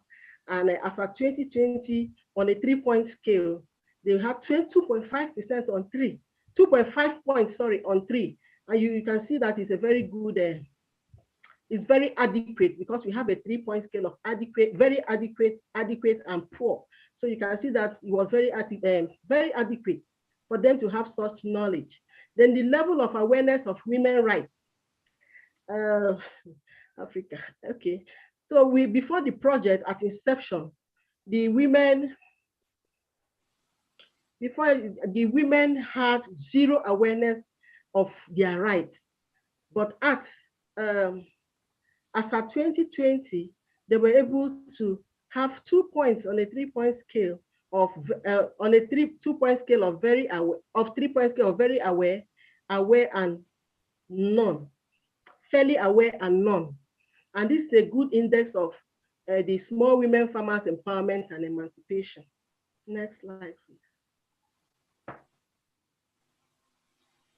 This is small women farmer participation in community affairs. In where I come from, women don't even go to have any say in the community affairs. But with this, the coming of the PFA and all that they have learned and knowledge and capacity built in them, they were able to join, to be part of the community affairs as at 2020. But when before the inception, they had just 0.5 points on a 2-point scale, on a 2-point scale of strong, weak, and none. So you find out that as at inception, their participation in community affairs was very weak, while as at 2020, their participation was very strong or strong. Knowledge of farm size by farmers. Farmers said, or the beneficiaries said, they never knew how to.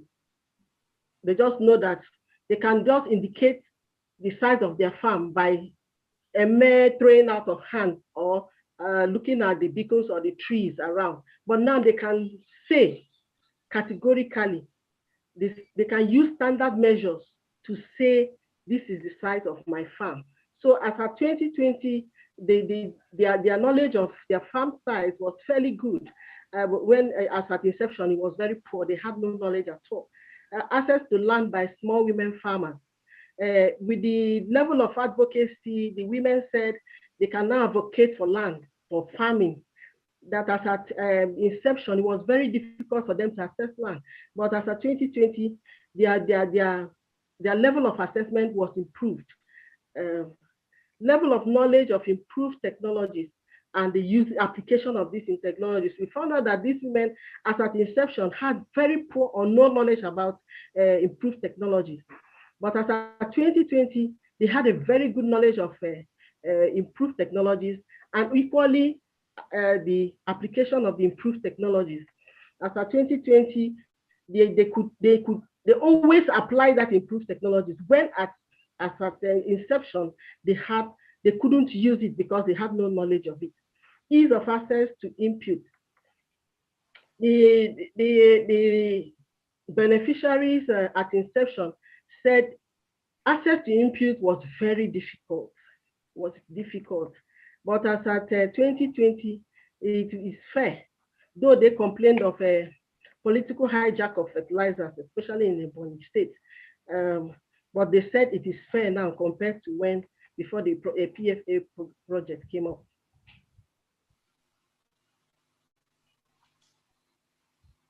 Okay. Number of trainings on good agronomic practices received by beneficiaries. And like I said, some of the beneficiaries couldn't remember the agronomic practices that they took, especially the ones that they had earlier on 2011, 2012, 2013. But they could remember some. So we had to look at the number of trainings they had. And on average, 5 trainings. They had about 5 trainings at 2020 against 0.6 training at inception. And the percentage increase was more than 700%. Encounter with state budgeting. They had encounters at 2020 and none as at inception. They had no reason to even be talk with government on budgeting because they had no knowledge of it. But as at 2020, they had encounter with the state budgeting. Knowledge of budget process by beneficiaries. I think I've talked something about this. They have a good knowledge of the budget process, budget monitoring, and budget. Yeah. So at inception, their knowledge of it was very poor. And as at 2020, they had a very good knowledge of the budget process. Involvement in group association. Like I said, most of them, nearly all, in all the states, they formed groups and associations, which is the SOFON.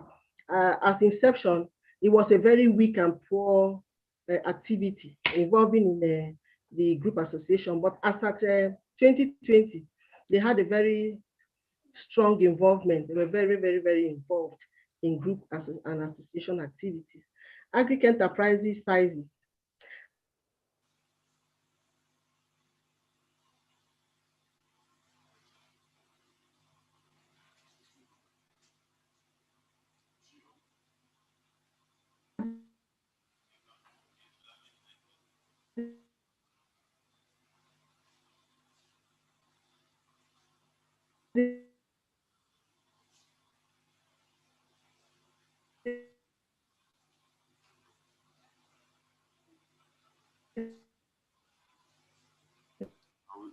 Seem 2020 on a grand mean.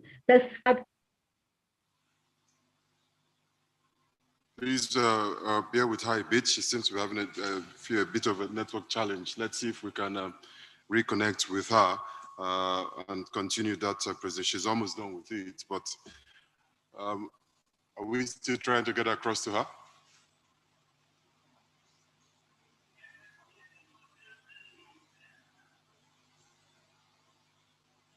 Is she still online?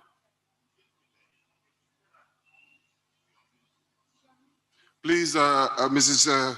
Chendo, can you unmute your button, your audio button? Kindly unmute both the video and audio. If you can hear us, unmute your video and audio button. I have done that. Can you hear me now? Okay, we can hear you and see you. Thank you. Can you kindly conclude? Okay. All right. So on, can I have the next slide? The yield also increased by 198.8% percentage increase on the average. Next slide, please. Next slide, please. Okay, sustainability of the project. One of the objectives was to look how sustainable this project would be, looking at the finance, looking at and other things. The smallholder farmer cooperatives and so on are structured that can sustain the project. The PFA budget committees in each of the project states can also sustain this project. Building capacity of smallholder women farmers, the CSOs, media, and government officials as an empowerment tool for change is a sustainable strategy for a long-term vision, such as public financing interventions. There were evidence-based data generation and creation of policy programs in influencing spaces is a sustainable strategy for PFA. Next slide, please. The challenges we could elicit from the beneficiaries and the MDA is a low budget allocation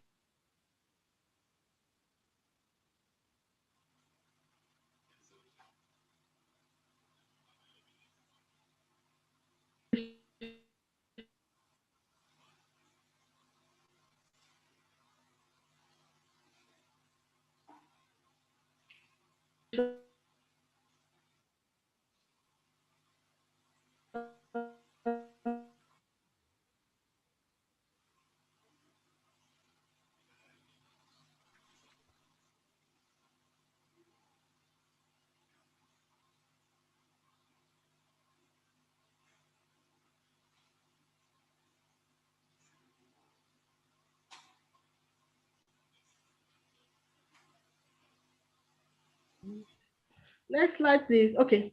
For the recommendations, we recommended that more pressure and advocacy for adherence to Maputo 10% declaration should be held. Then there should be more pressure and advocacy for government's timely release of funds. And they should strategically develop capacity of middle-level government officials.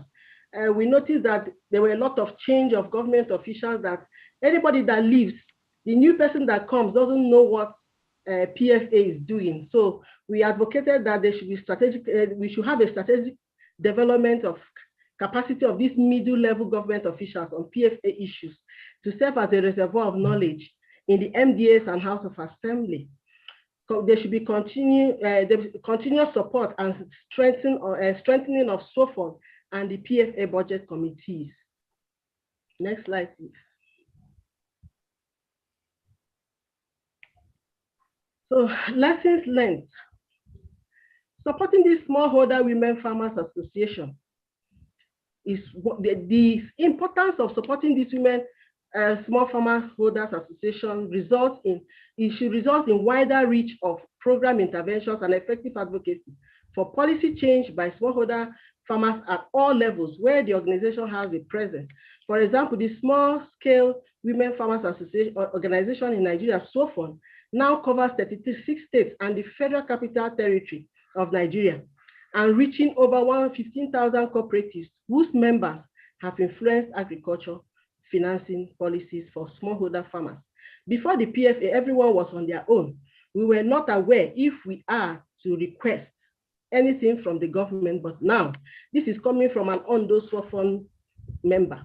He said, but now I have been able to I've been assisted to form the farmers group, and we now know how to make these demands from our government. Next slide. Consistency in using evidence-based advocacy facts leads to increased recognition and credibility. Understanding the challenges that government agencies face help us to know how to better work with them and achieve desired results. In this case, usually the government will say there's no money, and maybe because of inflation and recession. But if these governments can we can understand the challenges, I think it will help us to make our demands to collaborating with relevant government agencies and having a cordial relationship with them brings out desired results quickly. Working in collaboration with other organizations help us to better leverage on each other's area of strength, additional resources and skills. Creating space for smallholder women farmers to interact with duty bearers gives opportunity for them to understand and identify areas of support to be provided to the farmers. Engaging to make inputs into the agricultural budget process before calls and circulars yields better results. There was a challenge that information sharing didn't flow well, that at times by the time they get information for the budget process or calls, that it might be late for them to go. So we are recommending, or the lessons we learned is that if you engage to make inputs into the agricultural budget process before the calls and the circulars, it will yield better results.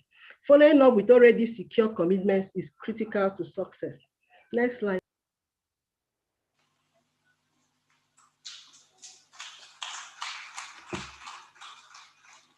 Well, Dr. Mrs. Glory Benchendo would like to thank you so much for a wonderful presentation, though there were a few glitches here and there, but you did a well-articulated presentation. We do appreciate that presentation. And I think the entire concept of the PFA was well articulated by the Ondo SOFON, who said before the PFA, you could see they really don't know what to demand. They don't even know to make a demand. But now you could see the difference. They have mobilized, they are making demands, they are putting pressure, they are also doing what you call the influencing bit of it. So you're transferring that knowledge base to them, and they in turn making the right demands from there, either the local, the states, or even at the federal government level. Well, just quickly, I'd like to call on the communications coordinator, Action Aid Nigeria, Lola Ayonda, to come forward for this presentation. She's going to talk us through the video documentary, A Ray of Hope, as we make progress in this event. Thank you.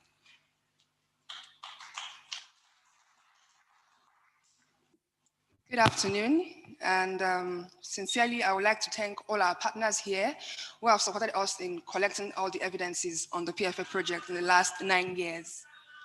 Okay, before we play that, I would just like to also add that one unintended outcome of the PFA project is the knowledge that staff and partners also have individually working on the project. For me personally, I used to think that agriculture was a business for the poor, until I encountered some smallholder women farmers about 4 years ago in one of PFA project communities. And I can tell you that far from that, agriculture is for millionaires. So yeah, it's a viable trade. And my mindset has changed since working with women farmers on the PFA project. So for me, the most fascinating part, really, like the evaluator said, was hearing smallholder women farmers, even those who have never had any form of education, talk about budgets in their local dialects and analyze it and actually hold duty bearers' accounts on it. So for me, that's just the key. And you're about to watch a short documentary, A Ray of Hope, and it will show you some highlights on what we're able to gather on the field. Thank you.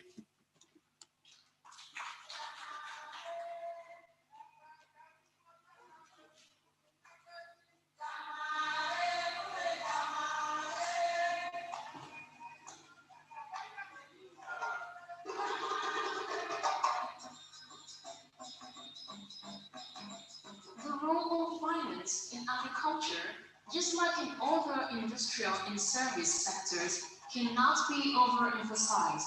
Public expenditure on agriculture has, however, been shown not to be substantial enough to meet the objectives of government agricultural policies. The culture of this place is that the woman, they are not giving land. It is only those that are indigent. Let's say, men, you marry in this village, your husband can give this one part to be cultivated. But as for say you have that in your own, they are not entitled, they will not give it to you. Farmers in the rural area, the more it's the women farmers, we are not getting anything. What we get is very little. Okay, look at the issue of going to apply for tractor in the area council. By the time you go there, maybe you'll be the number 20 or 30 person or 50 if you go on time.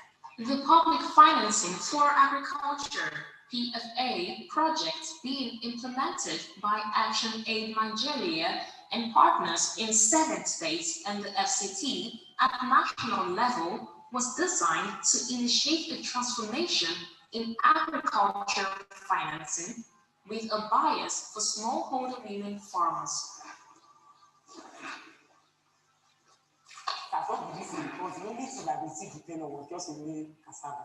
But as they came in, we went into the encouraged us for cluster farm. The farm was formed 2012.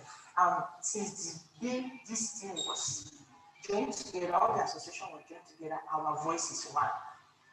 We don't have anywhere in that, we don't go for advocates without Shofon. Shofon is the voice in Kogi State through the PFA projects. Send us to Ethiopia to attend the rural women and farmers meeting at Ethiopia, that's Addis Ababa. It was through the PFA project that we have access to go to Action Aid USA to attend the evaluation on the status of women. We were there in 2017. Last 2018, at the ministry level, we did our Cobras program. Our women benefited greatly. Because some of our meetings, they'll come there to testify. The chairperson of SOFON will come to testify that the members benefit greatly. These women farmers were sharing their experiences, which even though they have not gone to the class to learn, but I want to tell you that they are improved in their farming activities. and which Kaita have been so supportive to them. Like they give them some things that will improve their farming activity, and they follow in evaluating, monitoring, inspecting them.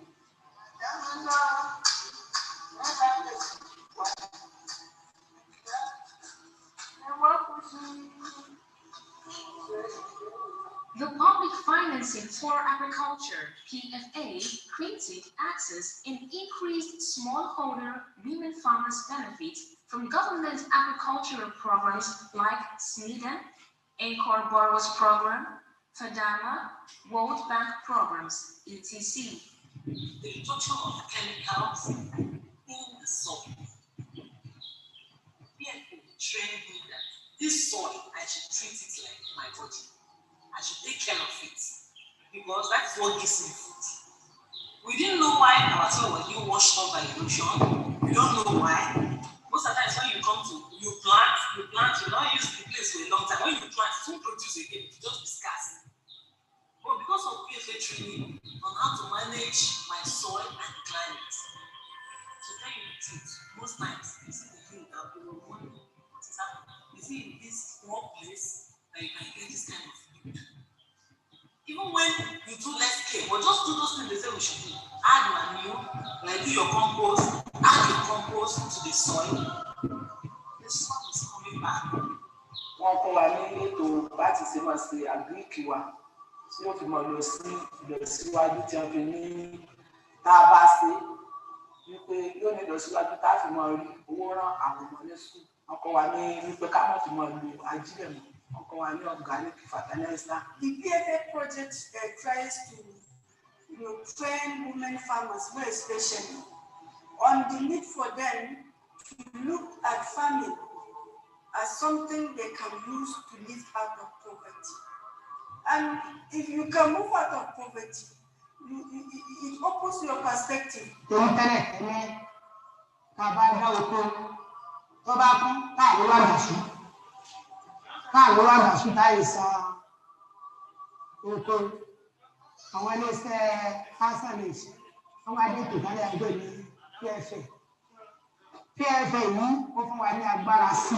importantly, this public financing for agriculture PFA project has increased the participation of smallholder women farmers in government agriculture policy and budget-making processes, built the smallholder women farmers' capacity through trainings on advocacy.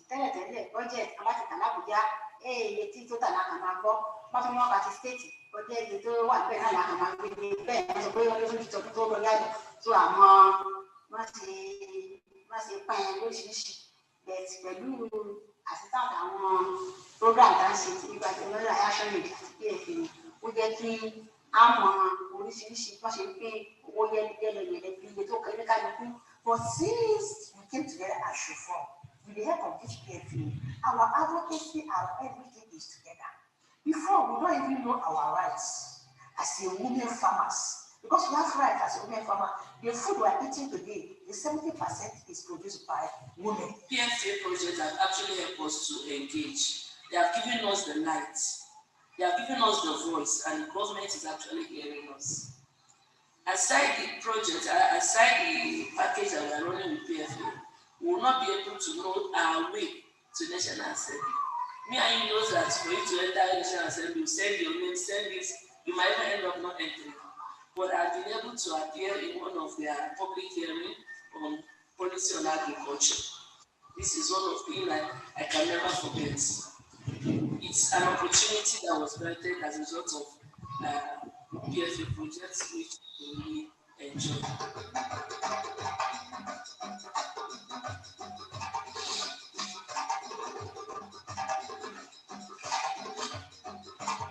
Last week, I gave us grants. He gave us grants of first grant he gave us in the 3 senatorial district is about 600 women, and they gave us equipment. So we benefit so much from the PFA advocacy.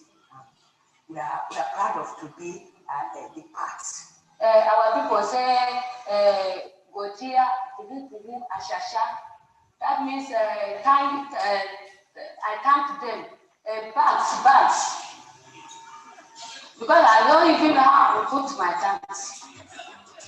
Over the period of 9 years, the Public Financing for Agriculture PFA project has been able to successfully provide capacity building support to smallholder women farmers and their organizations, civil society, and the media at the local, state, and national level to help empower and establish them to understand public agricultural spending, to undertake annual assessment of government expenditure on the agricultural sector at the national and state level.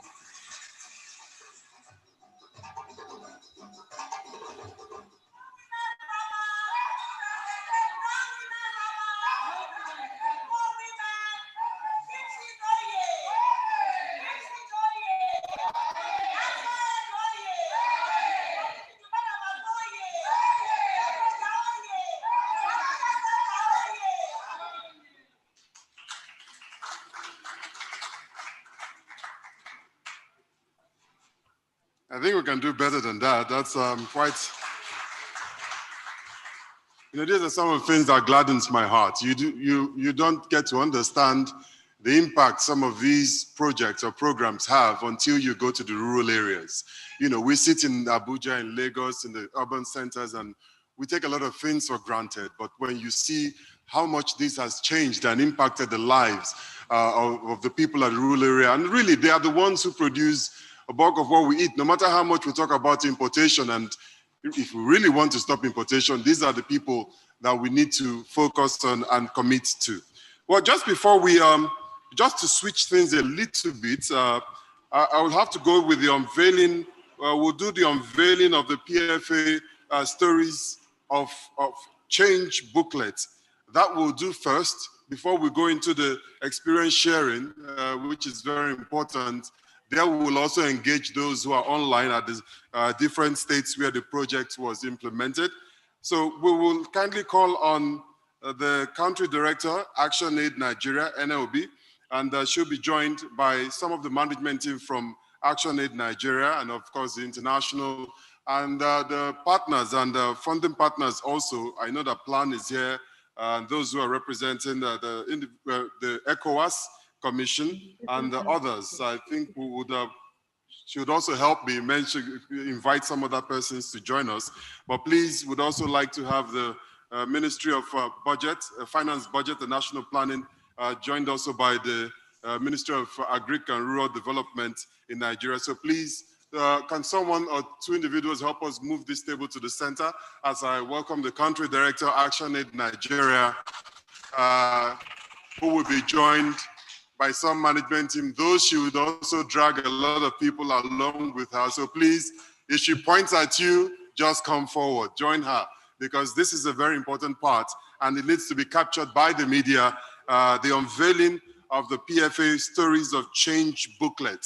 This is a compendium and you get to hear more about it as we continue. So, like I said, the Ministry of Agric and Rural Development, Budget and Finance, National Planning, other partners, key partners who are here, please come in. And yes, so fun.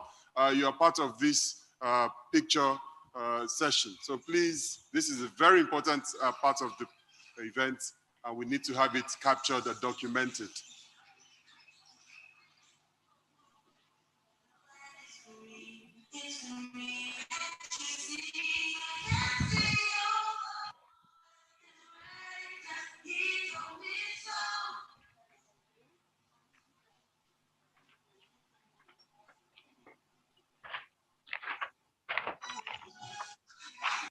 A round of applause to them for that. That's wonderful, please. And everyone has a copy of that. And let's lift it up to the press.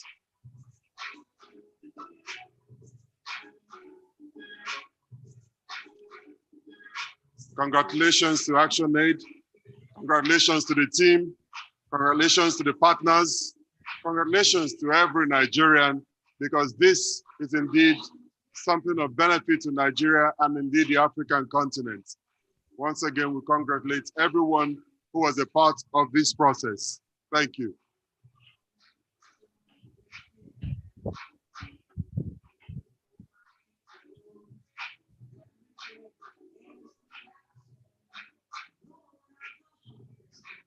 Thank you very much. Can you turn? Thank you very much. Thank you.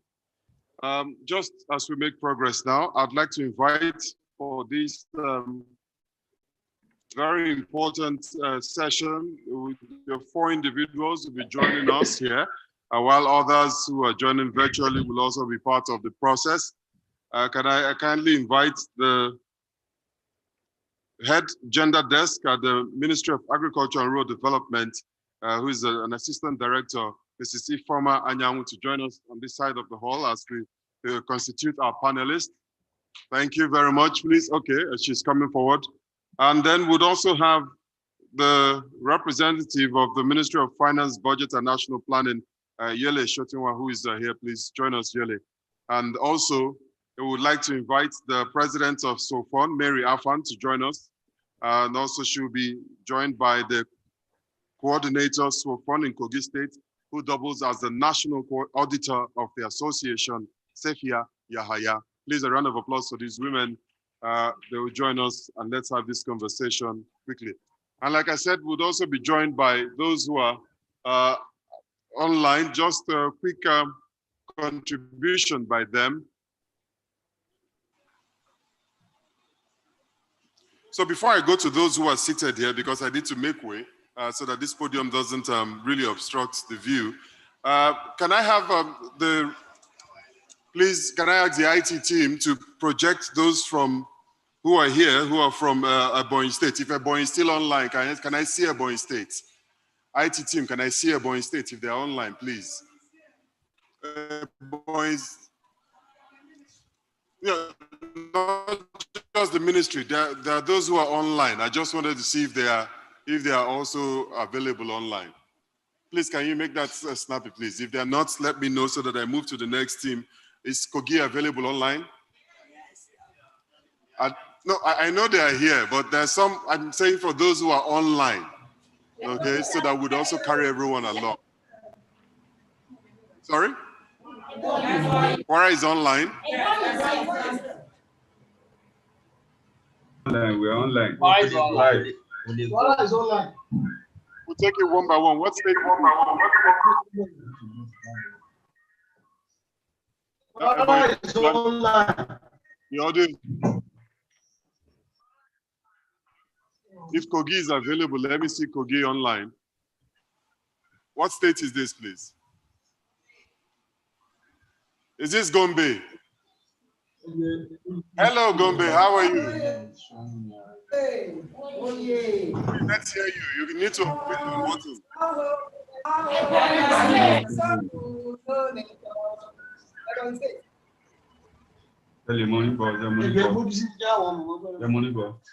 Okay, Gombe, I need someone to take, please, can you take it one by one, please? You're moving too fast for me. Can we return to the one state that we have? Thank you very much. Gombe, we just wanted to know how this PFA project has helped you in your work at the state level as an association. How has the PFA project helped you? Is there anyone to speak for you? I'm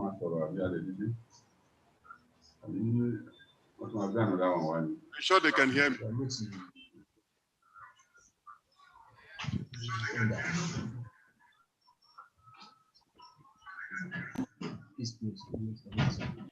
Okay, we seem to have an audio challenge.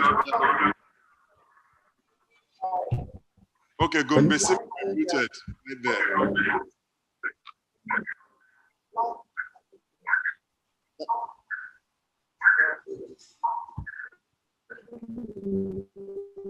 Okay, can you go to Delta if you have Delta? Can you mute Gombe and go to Delta?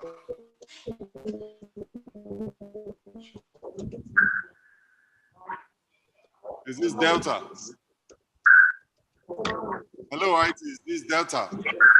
Delta, can you hear me? Team Delta, can you hear me? No. Delta, can you hear me? Yes, please, you need to unmute your button, your audio button, so that you can speak to us. We need to hear from you.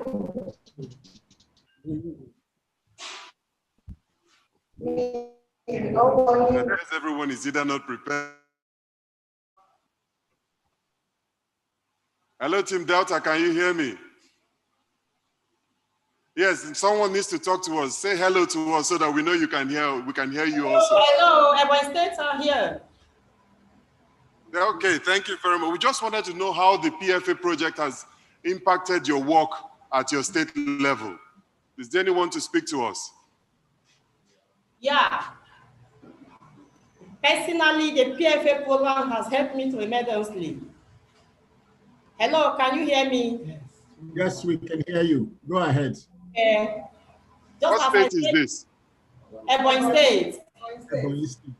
That's Participatory Development Alternative. Hello? Okay, Ebonyi State. Go ahead. Okay. PFA program has been of great help to us.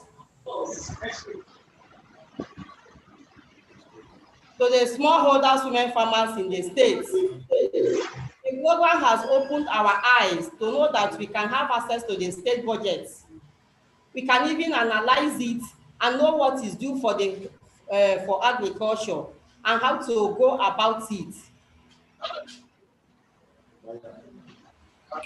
All right, thank you very much, Ebonyi. Can you go back to Delta if they can hear us now? Because, you know, Ebonyi has re-echoed what we heard during the documentary presentation, so it's real. So if thank you very much, Ebonyi, but let's get to Delta. Delta, we'd like to for you to share your experience with us if you can hear us. Okay, they seem to be having a on the timeline. Hello, good afternoon. Can you hear me? Hello? Sorry, who are we speaking with? From Delta State. From Delta State? Yes. Hello, good afternoon, everybody. Go ahead. Yeah, the PFA project has really impacted our work in various ways, like some of the participants and beneficiaries already said. In the work that we do, there are a lot of opportunities that came our way as a result of the PFA project. There are a lot of interventions, a lot of places that we were able to enter, a lot of things that we were able to do as a result of the PFA project. You know, we did a lot of advocacies when we were handling the PFA project. So when we were doing our own organizational work, it also opened the doors, the rooms for us to also use the doors that have been opened as a result of working in the PFA project, to also use to work in our own project. And also, like some of the women said, there are some opportunities in our state that we're never aware of. Then because we are part of this project, it was always brought to our notice when things of such has to be done. So we want to really appreciate the National Aid team for this laudable project. And we hope that, and we're still praying, like Austin said, we are joining her to pray that there's still more funding to continue with this project. Thank you very much. Thank you very much, Delta. We appreciate your contribution in this event. Can we see if Ondo State is available? Is Ondo State available? Is that Team Ondo? Talk to me. Is that Team Ondo? What is that Ondo? Kogi? Hello, Kogi State. Can you hear us? Yes, we can hear you from Kogi.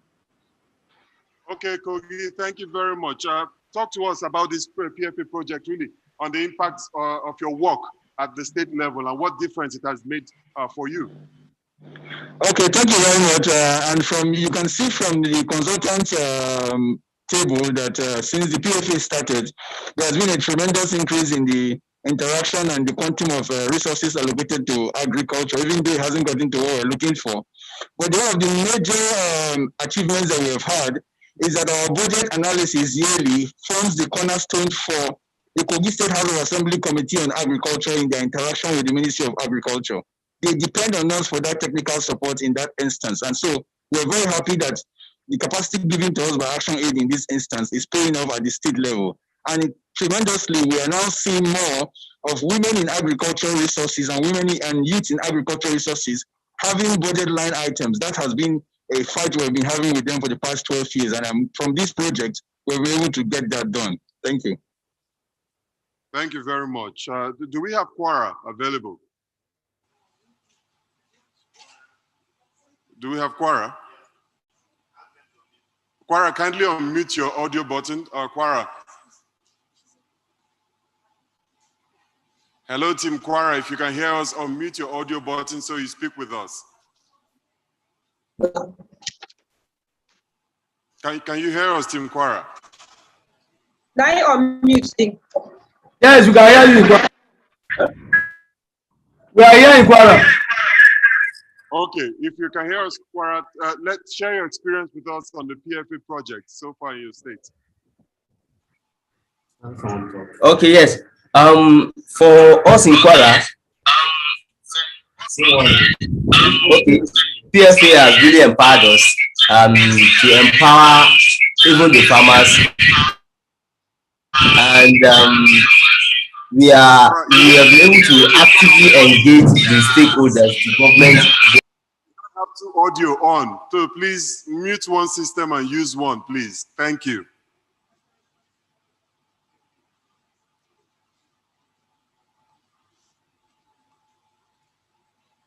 All right, we seem to have lost him there, but I'm trying as much as possible to move on. They're on? Is that Hello? Okay, please go ahead. Yes, like I was saying, we have been able to leverage on the activities of the PFA. We are empowered, and we are able to empower the women farmers. And we have been able to actively engage the government agencies, the MDAs, on the area of our concerns as regards to the smallholders, women farmers. So this is a big win for us, because even we have a very close relationship with most of these MDAs, and even at the level of another down is that leverage on the activities of the PFA to network among ourselves and even outside the state. So this is an opportunity, and we hope that as this PFA project is closing out, we will take it to the next level, bringing together all these experiences that we have learned so far. We thank you. All right, thank you very much. I just want to get the perspective of the FCT if they're available online. Do we have the FCT? Sorry? No, I just want to know if they're online. If they're not, you can't find them. Okay, they are in the hall. Well, unfortunately, I can't pass the microphone across to you. I'm going to try as much as possible, because one of the things I'd like to know, but let me get to my list here. Like I said, thank you to those who are online, but please stay with us and watch and observe what's going on here. Maybe the question for me, and I'd really like to take it from the dimension of the farmers, the women farmers, really, because they talked about how the access to land has improved for you, how you have a better understanding of the budget and the budget process itself, amongst other things, and especially the women's rights. So maybe, Mary, you would help us articulate how the difference between before the PFA and now that you had the PFA and the understanding the PFA has helped you, and how it has been able to do the issue of land, because that's a major challenge in Nigeria. It's on.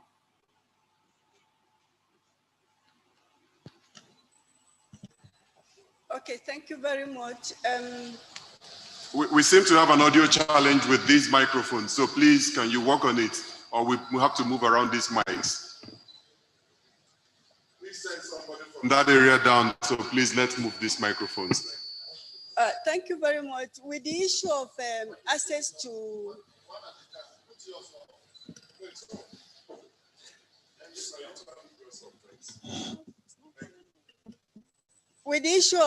access to land, before the PFA project, we're actually thinking that the issue of land is just for the men.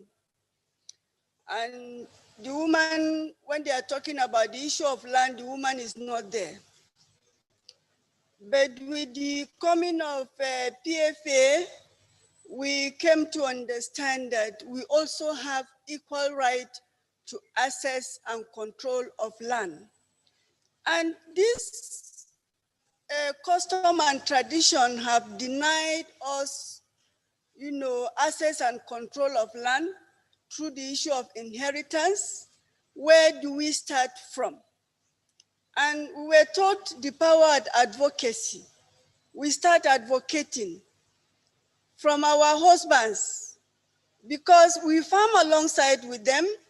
We will be the people to do the work in the farm. When it comes to going to the market to sell, the man will be in front to collect the money.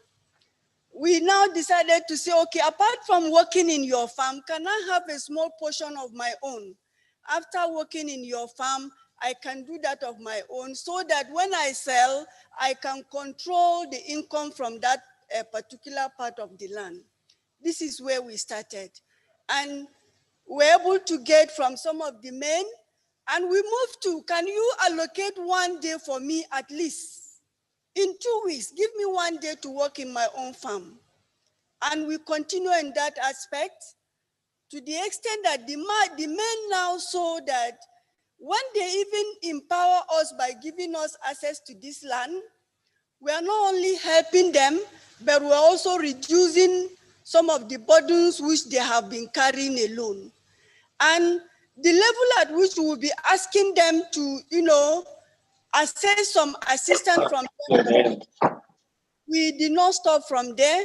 When there was a very big movement for women in Africa to be able to speak to the African Union on the issue of women access and control of land, Nigeria was part of that movement. We went to climb Mountain Kilimanjaro to demand for women's land right. And the discussion has been going on both within Africa and outside African countries. I want to ask in this hall, who among you have been able to attend a G7 summit, even with the action aid that brought Shofon on board? This Mountain Kilimanjaro climbing gave me an opportunity to attend the G7 summit, where I had to speak with a very big voice on the need. If we are talking of food security, there is need you empower the smallholder women farmers. And how can we get empowered? We cannot get empowered until when we have access and control of land and land resources. And this has opened a very, very big discussion. And we've been able to, some of our women across the African countries and within Nigeria have been able to access land. The state government, I can give you an example. Kogi is here. The state government have been able to allocate land to smallholder women farmers in rice value chain in Kogi State. And other states like Osun, they've also been able to access land, and they've also been able to access equipment to be able to work on this land. It has also opened an opportunity for us to be able to talk to the FCT government. My FCT women are here through the PFA project. I'm happy to inform you that Shofon is the one implementing the PFA project in FCT. I think my secretariat staff are here. Can you wait small, please? They've been doing a very wonderful job. And I was thinking you will bring our allocation paper. FCT have been able to allocate land for us in FCT because of constant advocacy on access to land. And when this documentation is completed, it's going to be one of the huge success. FCT farmers, am I speaking the truth? Yes, with evidence. So this PFA project has come to unveil another second world for us.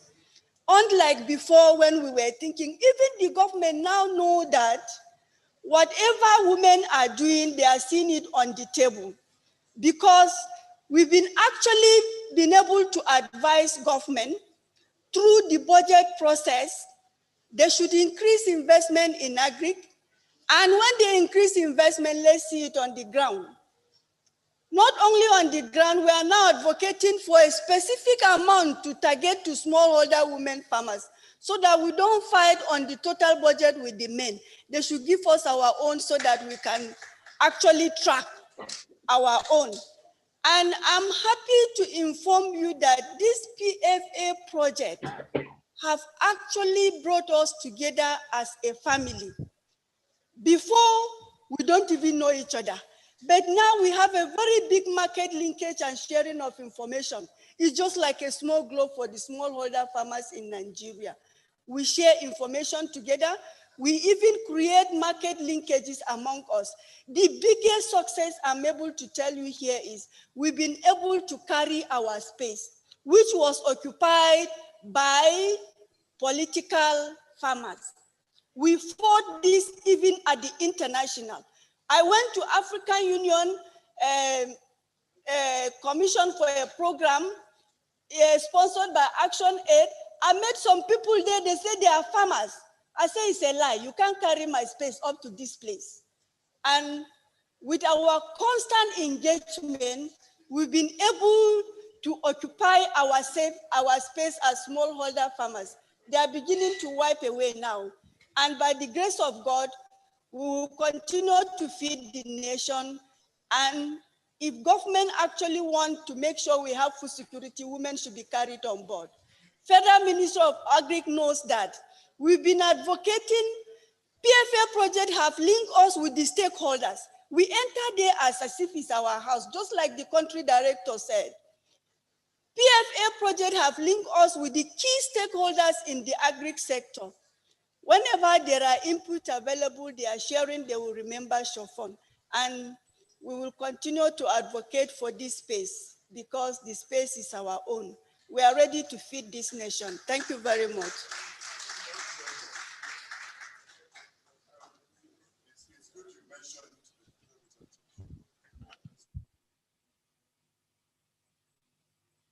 Sophia, is the issue of financing and quality seedlings, because that's been one of the challenges that we've had. And how has this really impacted or changed that area of financing for smallholder women farmers? Because that's one area we have talked about in the years past, and also the issue of improved seedlings and access to it. Can you share your experience with us? I would like to start by saying that today's meeting is not closed out. It's learning meeting, because what Action Aid PFA has impacted in the life of women farmers in Nigeria can never be closed out. Before, we don't even know how to went for advocacy to have at least input before we even know that the input is good or is bad.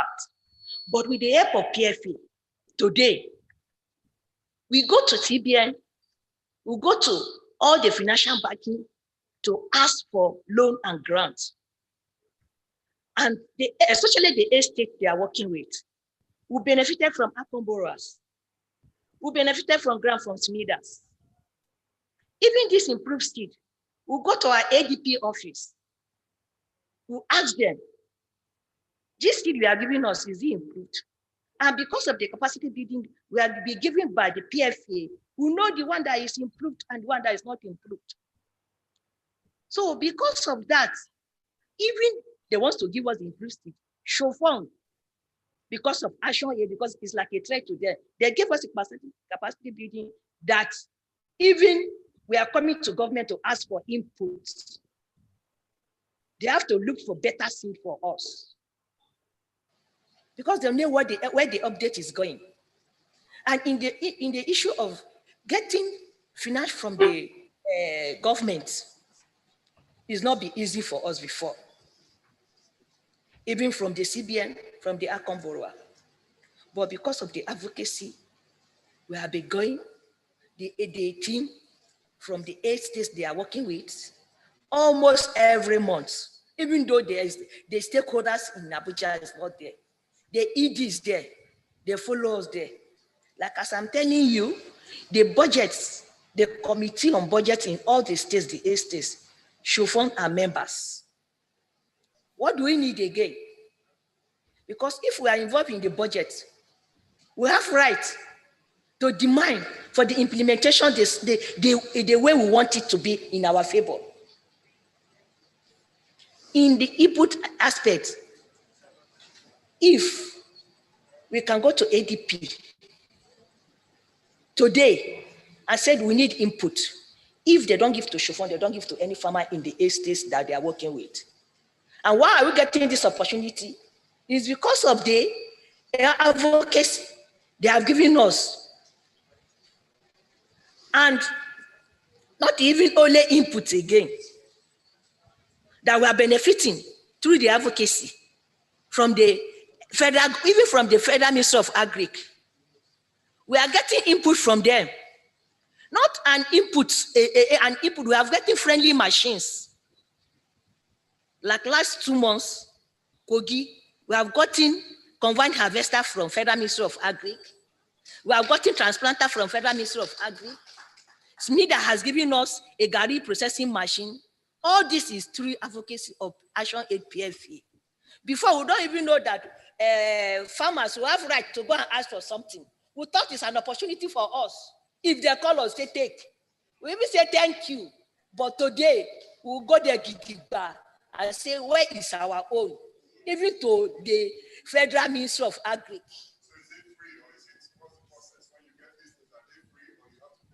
It's not free, it's not all that free. But we have to pay some percentage. The percentage is 70-30. They pay 30 and we pay, they pay 70, we pay 30. That's why we are paying that 30, we appreciate them. Because we don't even know that we can even get this thing with our own money 100%. But with the leakage that PFA leak us together, we'll be able to, you know what is 70% to 30? So we'll get this input from them. So we really appreciate the government, even the women affairs. There's nothing they're doing in these 8 states that they will not involve Shofon farmers. Because it's like, before they have political farmers, but today they have Shofon as their farmers in the 8 states. So do you train your members in the use of this machinery? So who helps in the training process? Because it's one thing to get the equipment, it's also another thing to understand how to use the machines and to maintain them. Like when we get our own machines, we fix it. I called one director, that is Malam Brahim. I called him. He linked me with somebody in their store office that he should come and train us. So it's not that we are training by ourselves, but we will take the financial aspect of the training. We'll transport him down, he will train us and we'll transport him back. So that's how it is. Thank you.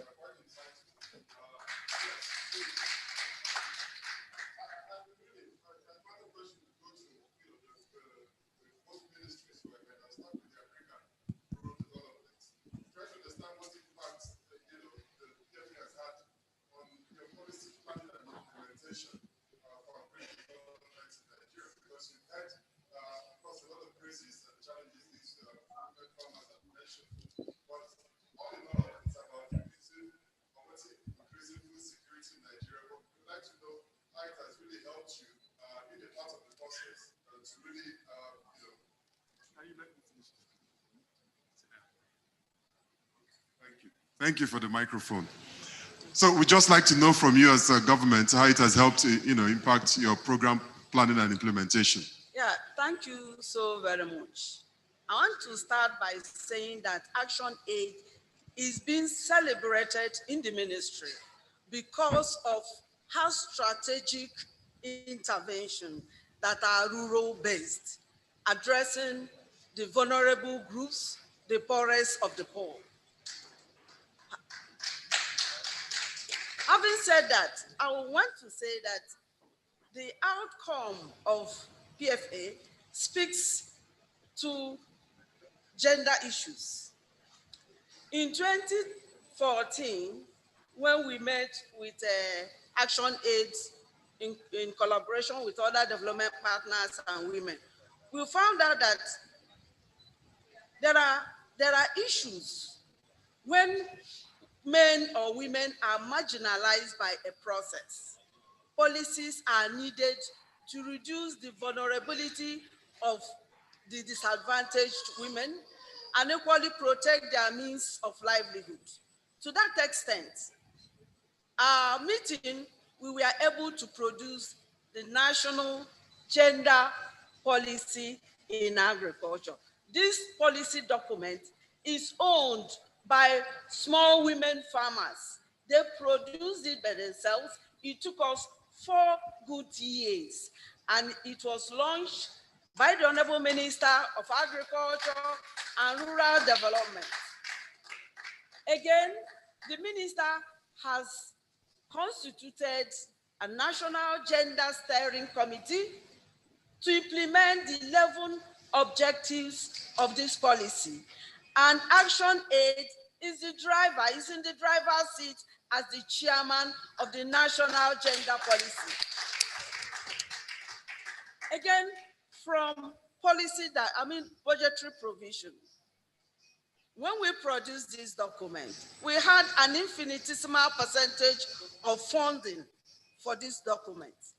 And I remember at various fora with National Assembly, the country rep, Action Aid, we call her an asset to womanhood, an Amazon. She was able to intervene in those workshops. She was able to say, well, emphasize and underscore the need for budgetary provision for the implementation of this policy.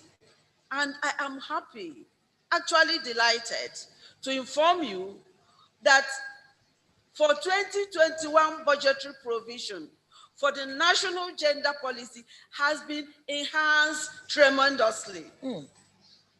This is the outcome of this intervention. Women have been, small women farmers have been given, now has voice. Their voices have been amplified. They have been actually given the capacity to engage, to advocate, to lobby for their intervention. I was so impressed when the chairman, the president of SUFON was with the honorable minister, and she will tell the minister, these are what are on ground, and I was so happy for that. Madam, I thank you so very much. Again, during our budgetary workshop with Action Aid and other stakeholders, we were able to demystify the neutrality of our budget.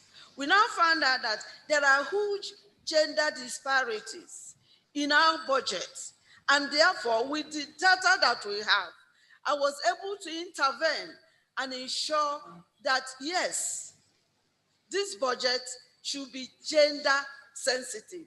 And that has brought to the fore the issue of gender responsive budgeting in the ministry.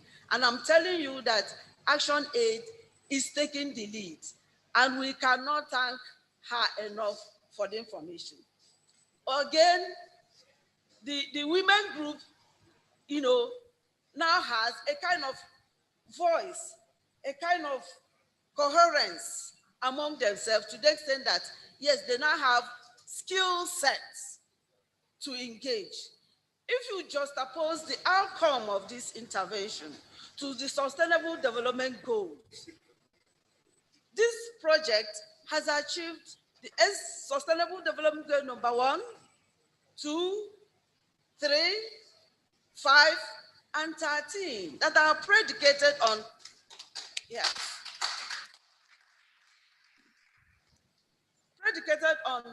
reduction of hunger, reduction of, the issue of food security, enhancing women's health, empowering all women and girls.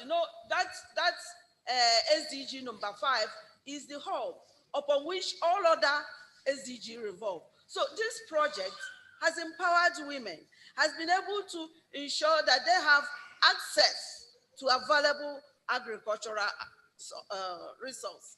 And of course, the voice is there. Women are being heard. When we talk of chiffon, the government listens. It was not like this before. In terms of, advocacy, I am so happy that the skill set is so high that you can't take these women for granted. They will tell you what they want and how they want it and intervene in all ramifications. The National Assembly, this project has been able to attract the attention of the National Assembly in terms of women issues. And of course, I want to end by a quote by one of the former DG of IITA. He said, I quote, if Africa is to develop a sustainable, equitable agricultural sector, it cannot neglect women. Therefore, the challenges women face in agriculture has to be addressed if agriculture is to be the engine room of economic growth and development. And I want to, unquote, and I want to add that women are the cornerstones of agricultural production, utilization, and marketing. They are key, and they are actually feeding the nation. I just want to thank Action Aid for this project. It has had a strategic impact on the rural populace, and she recognizes that agriculture is on the concurrent list and is rural-based. We are coming on board. The ministry is happy. We are going to give a full collaboration. And this document is a tool for poverty reduction. And of course, we are good to go. Thank you. Thank you very much, Federal Ministry for Agri and Rural Development. And my final question similar question obviously goes to the Ministry of Finance, Budget and National Planning. I know you're representing the Director of Economic Growth, but as I call it the coordinating ministry really, when it comes to how you dispense budget and all that. How has this learning process really been impactful for you in that area? Thank you so much. So, our job basically as a Ministry of Budget and National Planning is to drive the focus of the government. So the impact basically is on the populace. We drive we drive the focus. We feel the pulse of the people and tell the people what government is doing and how they want to do it. And a lot is being done in that area. We cannot overemphasize the importance of agriculture in our daily lives. Whether you are government or not, you must eat, and some people must be there to produce, and all through the value chain, and a lot is being done. My sister here talked about a government, a document on policy on agriculture. Right now, as I speak with you, I left a meeting to come here. We're also driving. We're doing another document. It's a document called a wider stakeholders engagement on national dairy. All right. So this is another angle of agriculture, which is scarcely untapped, so to speak, because we have always left it to a particular ethnic group, and right now our eyes are being opened to it, and we know that there's a lot to be done in that area as well, right? Livestock production and all the value chain that comes with it, all the products that comes alongside with it. So we're developing a policy on that as well. As I speak with you, it is ongoing at another location where I have to return to after now. All right, so that is to tell you how much government is doing in that area. There's a lot of activities going on. That just before we go, I'd like to have The government or agency of government from the FCT administration, I know someone stood up earlier from the FCT. Any of the government official from the FCT here? Is there anyone from any of the states, any of the 8 states who is present here? I know someone stood up earlier. Any of the government official from any of the, what states, please? Ebonyi. Okay, sorry, what state is that? Kwara. So maybe both of you will come forward for me. I just want to get your perspective, because when these women talk about the relationship that they have built with the state government and how it has improved, I would like to share your experience or hear your experience on how, it has impacted you in your decision making, especially some of the things you didn't know prior to the PFA project coming in your state. So we'd like to, if you could come forward, please, I would like to hear from you.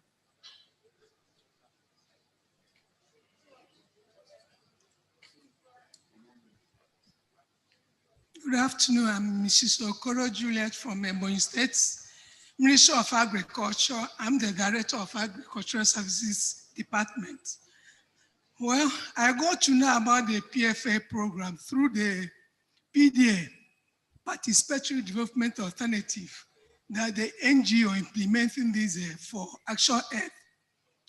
So they normally come to my office for certain inquiries that made them to meet with the commissioner, the House of Assembly, even the Ministry of Finance and Economic Development. And with the interaction I've had with them, I've been able to note certain things concerning budgeting, at least the gender-based or gender-sensitive budgeting. They've always come to the ministry before and after the budgeting process to trying to demand for a copy to see whether the women or if it is gender sensitive, because we are not talking about women when we come to gender, because it's a social something. So, but a gender sensitive budget.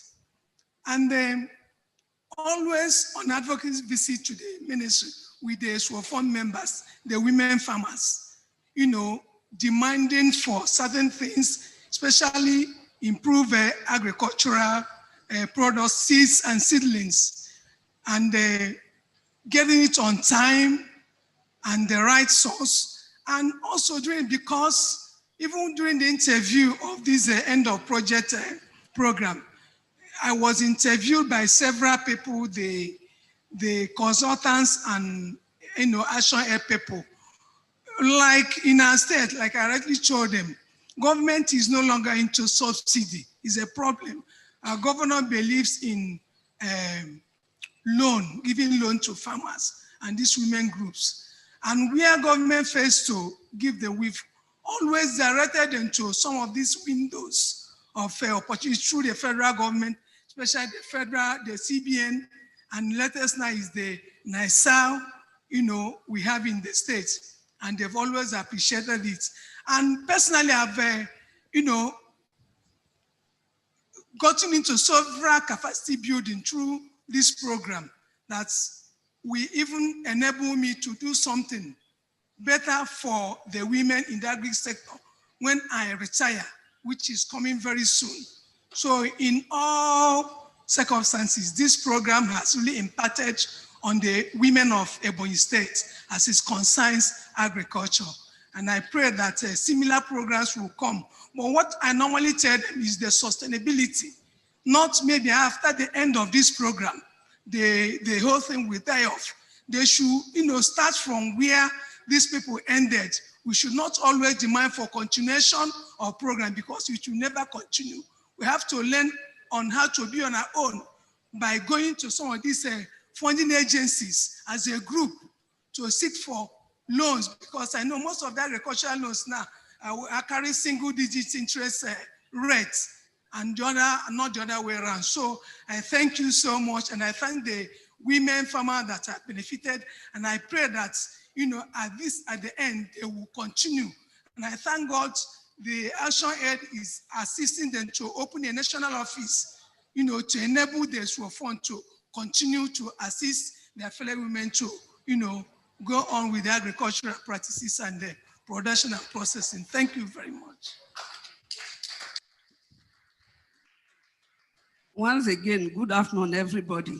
Please permit me to stand on the existing protocol that was established. My name is Hajia Khadija Ahmed from Kwara State ADP. I was a director of Women in Agri for 8 years, but presently I'm the director of Extension Services. As I used to tell people will say government is not doing anything. Government is not doing anything. Government is doing a lot for farmers, but the problem we had is that who are the beneficiaries, the targeted beneficiaries? We have programs, but we don't know whom to target it to. I came across Action Aid in 2010, and they have brought a lot of happiness and relief for me as a director extension. I'm a researcher. Whenever I talk in gatherings, women are responsible for 60% food production in Africa. People will shout on me. Where is the evidence? But with SOFON, I now had the evidence because I can point at them. This PFA program has really impacted on our rural farmers, and I'm very happy because they have complemented the effort of Kwara State government. These are farmers, they are very brilliant. Anything you pass to them, in fact, when you call them, you'll be very happy. We have a lot of programs. They have brought a lot of relief for me because I'm sorry, I have to talk much. No, I will wrap up, I will round it up. So in 2010, there was one program, community-based agricultural and rural development program. Donor agencies, they came around. They did a lot of empowerment in rice processing, cassava processing, so many things. When these people now came back, you know, we have two sets of farmers. Farmers that are political farmers. Yeah. But there are also some farmers that they normally come up when there is any program. So you cannot get any sustainability. But with this SOFON, I know as the program is closing up, with the knowledge they have gained, I know they will never relent and they will continue to be farmers and farmers. And I really thank this program. Thank you very much. Thank you very much. They say when you have a wide testimony to give, you need enough time to do that. But it shows the relationship. And what we are saying is, in the event that the PFA project does not continue in Nigeria, in the event, this relationship and synergy has been built. So it means between the farmers, the state government officials, each of the groups at the state level, and even the Federal Ministry of Agriculture, that relationship, that coordinating, or the platform which ActionAid Nigeria has presented or has made available through the PFA, that relationship should be built, because at the end of the day, we are talking about improved what? Food security in Nigeria. We're talking about what? Reducing poverty in Nigeria. We're talking about, you know, a wide range of things that in the end, it's about the benefit for the Nigerian woman, the Nigerian people, and of course, the child in Nigeria. So I'd like to thank my panelists and everyone who has joined us for this discussion. Thank you so much, and please kindly return to your sitting area as we conclude the program for today. And while we do that, just to quickly recognize the presence of, I wouldn't know if he has a message from the National Assembly. I'm told that the representative of the chairman of the Committee on Agriculture and Productivity in the Assembly, in the person of Khalifa Awal Ali, who is the Committee on Agriculture and Productivity, House of Representatives, Abuja, is here. Please, if Representative Khalifa Awal Ali is around, can you kindly rise for recognition? Yes, sir. Do you have any message from? Yes, please, kindly come forward. If you do, I would like to hear from you, even if it's in 1 minute, so that we'll make progress. Please, a round of applause to him. At least it's good enough that they came along. Thank you.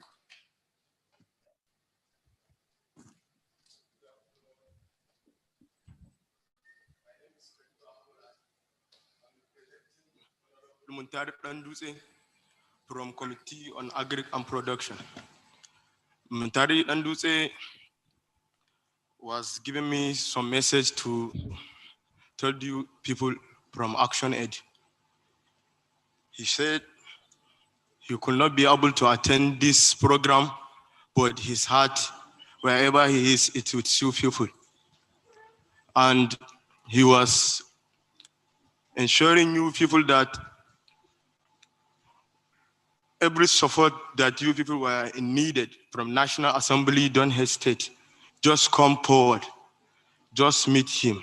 Everything you are needed, he will be able to assist you from his bottom of his heart. That is the last message. Thank you all. I mean, that's a very important message. So the door is wide open, isn't it? So that's one of the things that I think those from the state level also, we need to get that contact so that we'll keep moving. Please, the technical crew, can you confirm if Buba Khan is still online? Because I'm told that Buba has just a brief message for us before we go into the awards presentation itself. That's the final lap of today's activity. Buba Khan, the Africa Advocacy Advisor at the ActionAid International. And I know he's been online with us, so just to confirm if he's still online. Yes, I am. Yes, I am. A brief message for us. So Buba, if you can hear us, good afternoon to you. I don't know what part of the world you are in, but good afternoon. Let's hear from you. Yeah, good afternoon. Yeah, can you hear me? Oh, thank you. We hear from you, Buba. It's been a while. So talk to us. What's your message for us today as we close out the project? Thank you. I just want to say that I'm really excited.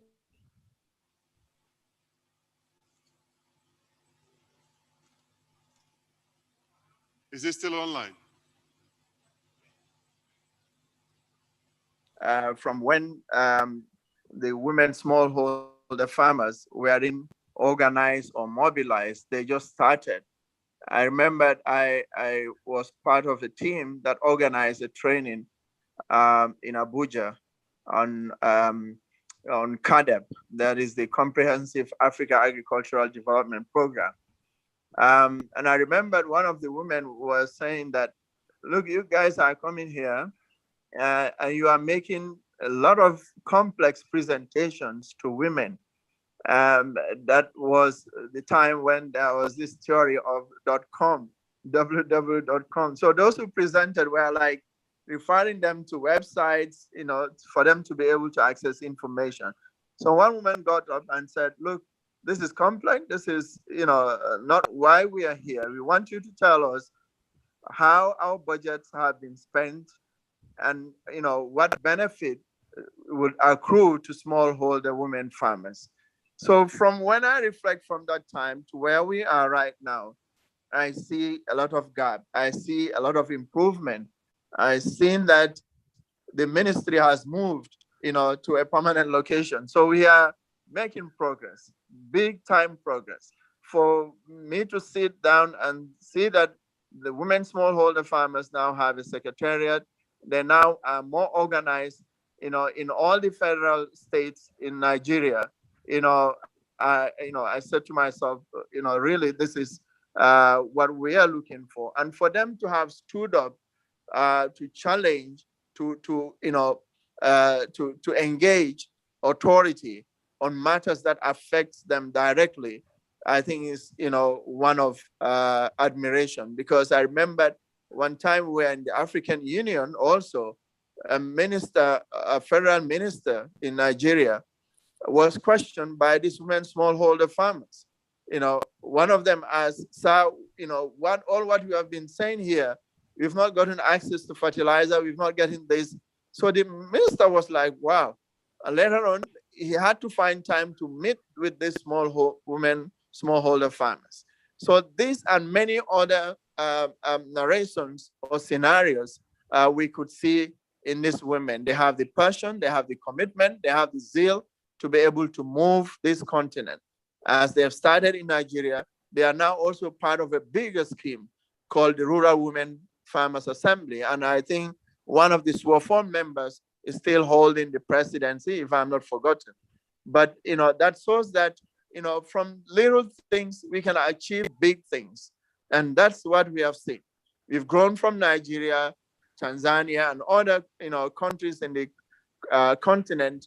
We are engaging the ECOWAS, we are engaging the African Union. That in itself speaks volumes. It means that empower the people and they can be able to take their destiny into their own hands. Because, give them the capacity, give them the space, for build their capacity so that they can be able to do things for themselves. And here we are, we've seen results. We've seen that the women has really moved. They have really, really moved. And I want to say that it's a pleasure to be part of this journey. It's a pleasure for me to see them grow this far. 9 years ago, if I look back, I see a lot of progress. And I want that to continue. I want ActionAid Nigeria to be able to play that formidable role that they are playing in hosting the Secretariat of SWAFON and ensuring that they are provided with the wherewithals so that they can be able to do the necessary things to impact Nigerian women and Nigeria at large. And to also the Federal Ministry of Agriculture and other state ministries, to say, support women smallholder farmers. They are your own. When you do, you'll see results, you'll see impact, and you will drive away poverty and food insecurity. So that's what I would want to leave or to part with, to say that a lot of things are a challenge, but with consistent engagement, with zeal, and with commitment, with perseverance, we can be able to overcome them. One such is the climate change. We've seen that women are talking about adaptation. Women are talking about other models of, and women are also talking about government investing in agriculture so that they can be able to overcome the challenges or the shocks of climate change. And when it comes to inputs, so there are a lot of other things that we could do together to support these women. So, and I want to believe that with the testimonies that we have right today, it's a clarion call for all of us, all the stakeholders that are in this meeting and that are not with us here, but could be reached, to say that when you support women smallholder farmers, you're supporting African farmers, and you're supporting more than 65% of the food producers in Africa. And that will really change Africa, will change our outlook, and will change the food security status that we are currently, the food insecurity status that we are currently faced with. So with that, Mr. Chairman, I would want to thank the organizers, to which I am part of, and the ActionAid Nigeria, and the federal government of Nigeria, and all our supporters all this while, to say that the journey has just begun. With you, we are with, until the end. So we are just starting. Thank you so much. And thank you everybody for your kind attention. Thank you very much. Thank you. Thank you for your message, Boop. Boubacar, I'd like to re-echo the thank you message from the Country Director ActionAid Nigeria. She's sincerely saying thank you so much for your support and for all you have done for ActionAid Nigeria and this project. So I'm relaying her message to you. Thank you, Mr. Chairman. Thank you so much. Boubacar is the Africa Advocacy Advisor, ActionAid International, and like you heard, he's been quite supportive and providing a lot of support based not just in Nigeria but also at the African level, and it's been very immense. So with that said, ladies and gentlemen, we will move on to the almost to the last bit of the activity today, and it's the awards part. And this award is in 3 categories. There are those who will go with a certificate, and there are those who will receive plaques. And the plaques are in 2 ways. One is to the program officers of these partner organizations who have been implementing the PFA projects at these 8 state levels. And also the plaques would also go to those who worked on the PFA project, the team in Nigeria of ActionAid, who have done an immense job. I mean, when you do well, beyond clapping for that individual, you need to say, thank you, and let's do it again. So having said that, I would like to invite the Country Director ActionAid Nigeria. I know, NLB, you're going to do a lot of work for me today, so I'd like to invite you to join me on stage. You stand this way, and then you'll be joined, at least for the first round, by the Deputy Director in the Ministry of Agriculture and Rural Development. Please, sir, you would kindly come join the country director actually to present the certificates and award for this first phase. So, okay, I think she wants you to be somewhere here. So, is it at the bottom? Is it fine? Fine. So please, yes, thank you. And we would like to call on quickly, let's make it a quick succession, the Justice Development and Peace Center in Ondo State. And I hear it represented by the program officer, Kingsley Osaje. Is Kingsley here? Please come forward. You'll be picking up the certificate and for the organization. And I hear the plaque is for you, for the outstanding job you have done so far.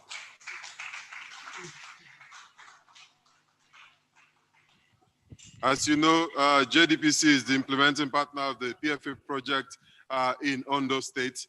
And having said that, I would like to call on the Fahimta Women and Youth Development Initiative in Bauchi State, represented by Tosin Shuberu, who is the project officer there. You'll be receiving the certificate and the plaque. The plaque is for you, and the certificate is for your organization for a job well done while implementing the PFA project at the state level.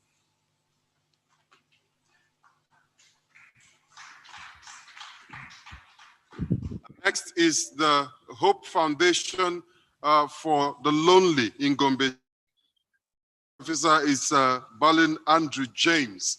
Andrew James, oh, is there another person coming up? Okay.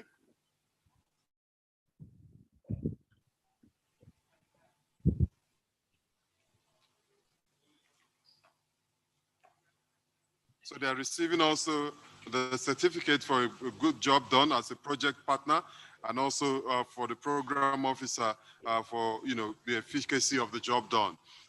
And after that, we'll have the Center for Community Empowerment and Poverty Eradication in Kwara State.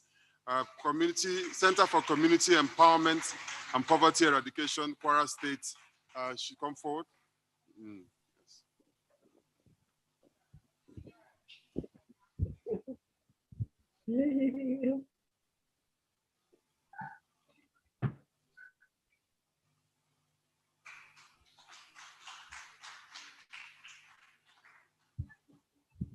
So ask the representative from the Ministry of Agriculture to kindly go back to his seat while the country director remains. And at this point, I will ask that the head of agriculture in the ECOWAS, Mr. Ernest Obich, you kindly join our country director as he makes the other presentation. That will be going to the Small Scale Women Farmers Organization in Nigeria, FCT, Ogechi Okebugu, who is the project officer. Is Ogechi around? Who will receive on behalf of Ogechi? Okay, she's around. No, please a round of applause to her.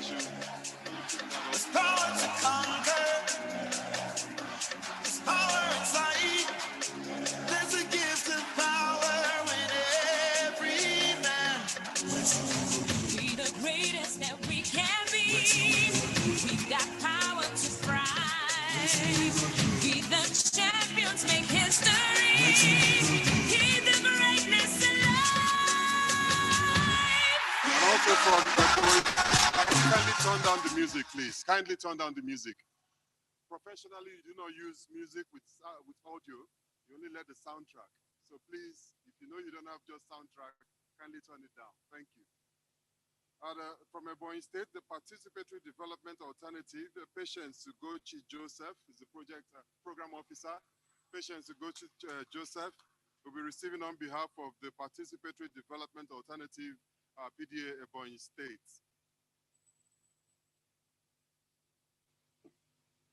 After that, we'll have from Kogi State, Participation Initiative for Behavioral Change and Development, represented by the Executive Director Halima Sadiq, who received the award, the certificate for the association or the group, and the award on behalf of Inikpi Ali Momo. So please have the Executive Director, Participation Initiative for Behavioral Change in Development, Kogi State, Halima Sadiq, receiving the certificate for the organization and the plaque on behalf of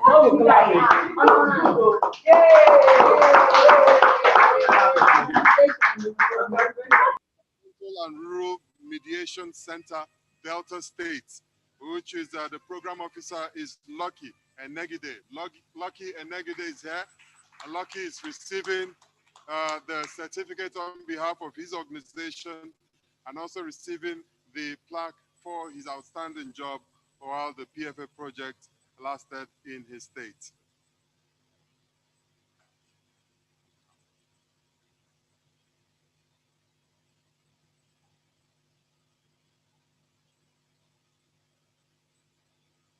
Thank you very much. Thank you. May I ask that the ECOWAS representative please kindly go take his seat? While I ask that the representative of the Federal Ministry of Finance, Budget and National Planning step forward, please. At least you participate in this part. Yele, you are needed up to join the Country Director Action Aid Nigeria. And the first, this time around, is the PFA Nigeria team, Action Aid. And like I said, you need to say thank you and also present something to those, let them understand that their time, the energy, the effort, and all the traveling is well appreciated by the organization. And this first on the list is the Food and Agriculture Program Admin Consultant, Farida Shaibu, who is here. Farida has been an engine room. She's what they call the silent worker, and she has been doing it. And I'm sure if you've known Farida over the time, you'll appreciate the job that she has been doing effectively. And this is them saying, thank you for a great job, well done. And that team is supported by a wonderful logistics team support staff in the person of Augustine David.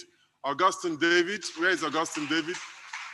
Here he comes. These are people who have been, the engine room, they've been doing a lot of job behind, a lot of work to ensure that things run smoothly in the organization and within the program itself. And really, this is a good way of saying thank you for your efforts.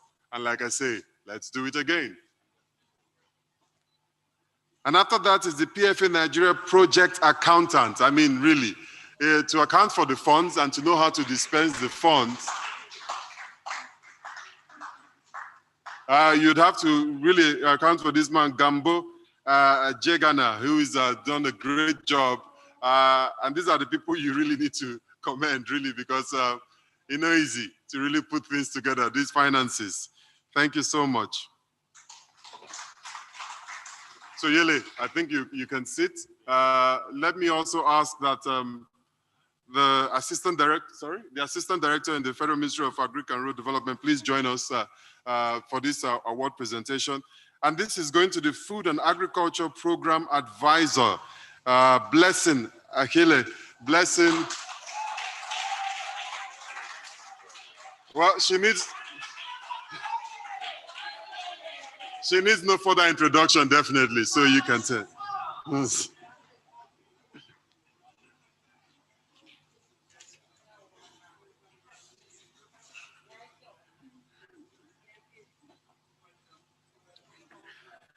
The next will be the Food and Agriculture Program Coordinator, Azubike Nwokoye.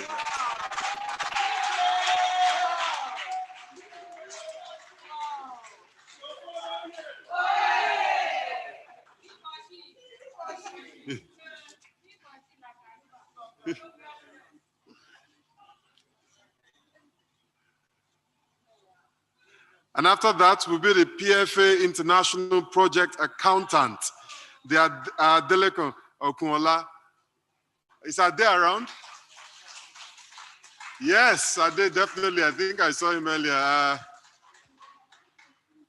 You need to understand the synergy between these two platforms, the International and Action Aid Nigeria. And you know the support they give to each other, and it has been, you can see he has a technical advisor coming behind him just to show how they've been working together and making things happen.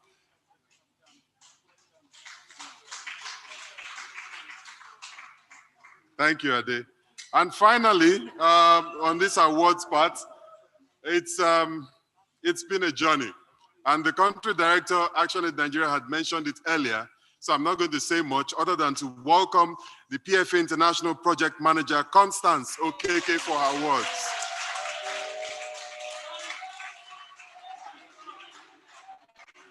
And you can see the committee of friends that are coming. This stage can't contain everybody, so please, let's just take one person who will just assist her. Thank you very much. I know if we leave you guys, you're going to release a CD on our behalf. So.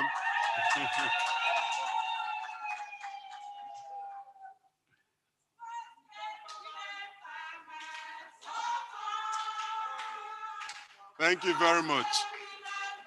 Thank you very much. Thank you to the country director. Thank you to the assistant director. Thank you very much to everyone who has participated. So I'm not the one. Yes. Women farmers, oh yeah. Swofon, oh yeah. PFA, oh yeah. I have a little good news for you. Just 2 days ago, we got an agreement, a contract agreement from the donor for another 1 year, for another project. Thank you.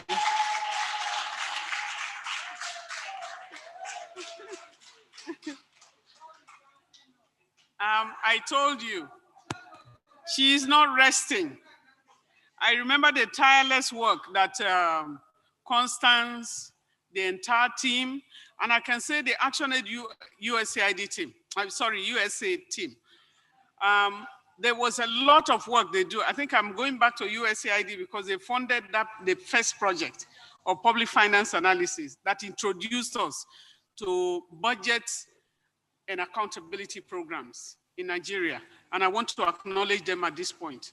But for USA, ActionAid USA, they really have been, they didn't want this to go away because of the stories of the women farmers that we take to them. We are still hosting the Secretariat of Women Farmers because ActionAid, our core target group is women and girls, women and children, young people, and people with disability. And so for us, for women, it cuts across. And I think if Nigerian government can make enough investment, we are going to reap. And we are happy, we are excited because the involvement of the Federal Ministry of Agriculture, the energy that we see with the staff, it energizes us. And so when we see a project like that going to a close, we wake up, even at midnight, to start looking for funding everywhere. And so the energy, you have really energized us. And because of, I remember a director called me from the Ministry of Agriculture. He said, Federal Ministry of Agriculture, and he says, can you provide this information? Can you provide this? I said, I will not only provide that information, I'm sending you a technical team now. Because what we have is a technical expertise in several areas. And so if we have a ministry that comes to us and says, we do not have capacity here, can you, improve our capacity? When they open up like that, we are excited. And so Constance has, I remember last year when Suofon was almost, they were crying because we're trying to close down. And just I think 1 day before the end of that session that we're supposed to, because we should have shut down the project, in December. But they came, Constance negotiated for an extension and with a team in US, with the ActionAid International, and they extended the project for a few months. They say, extend it first. Let's continue to write the proposal. And now we have a 1 year, which means we are not closing down. So I want to say thank you to all the partners, for each and every one of you, those we didn't mention here. And I really want to raise my voice again to say a big thank you to the African Union, because we have a lot of people there that even when our small scale holder women farmers go to the briefs there, they are able to meet our ministers and they engage them. They are able to arrange it in a way that even after the meeting, we engage with the stakeholders. The fact that the Suofon woman can talk to the minister, Mr. Minister, I want to see you. We have come this far. I want to say thank you again. Thank you for all our guests who stayed even to the end of the program. The sky is the limit. We will do the best that we can. ActionAid will continue to provide the technical capacity, but with you cooperating from all the states, Well done. Thank you.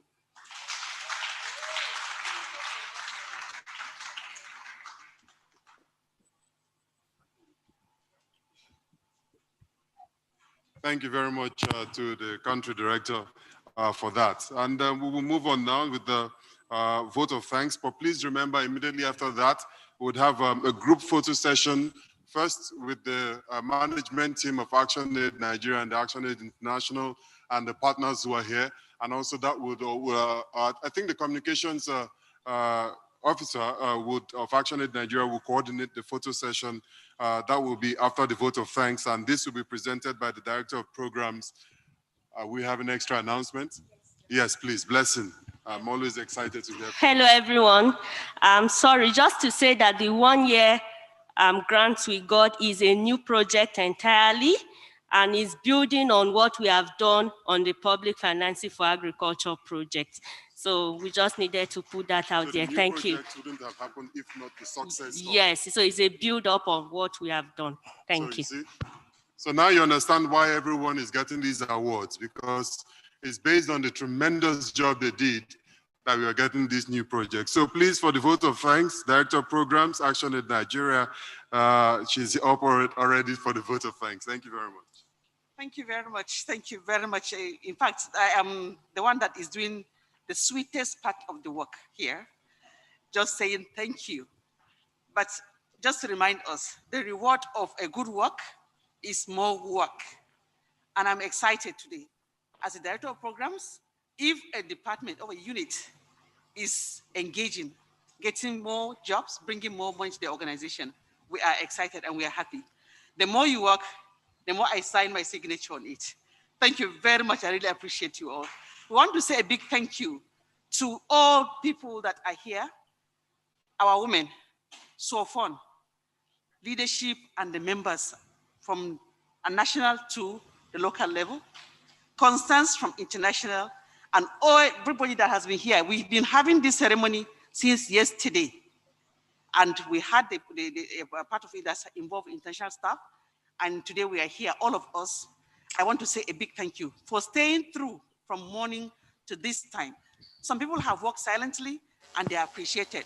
So no work will go unrecognized, from the IT, from the communications, from the logistics, everybody, and finance. Everybody have put together their hands and we're here. Thank you, CD, for taking your time, for appreciating everybody. For where the mother is strong, every child will be stronger. So I'm very, very happy and excited that we have a very strong country director who knows no bound when it comes to making sure that staff are happy and that work is going on the way it should. Thank you very much, Charles and your team, for doing a very good work. Our uncle, thank you very much. You have done very well today. I want to say a big thank you to everyone that is here. May God give us opportunity to see more and more. This is just 1 year we're getting ahead of 9 years project. Remember that PFA has gotten 3 different extensions. The first 3 years, second 3 year, sure, and then the third 3 years. And now we are getting another 1 year. Sky is the limit. After this 1 year, this which is not an extension, remember this is a new page we are opening. This new page will also open more pages and many more programs will come. And then it means that Nigerian food security is assured by Allah's will. Thank you very much. And I wish you all successful journeys back to your destination. Thank you. Thank you very much. Just before we close, can I ask that you put the national anthem on cue, because we'll close with that. And let me ask that Lola, please, Lola, come forward, because you'd help me coordinate the picture session and those you need to have in the picture category. So everybody will be part of it. So remember, everyone, the SWOFON group will be part of the picture session with the country director and the management team. The representatives of the various government ministries, the ECOWAS, and the partners, donor agencies, you also be part of it, and to every other person. So having said that, I think we'll take the national anthem and then we'll take the group photo. So please, if it's ready, can I ask that everyone stand as we take the national anthem to close the program for today. So please, at the count of 3, if you're ready, 1, 2, oh, you're not ready? You're still searching for it? That's interesting. All right, so we will sing because we're Nigerians, right? Abi? Okay, so at the count of 3, so let's do it together as patriotic citizens. 1, 2, 3.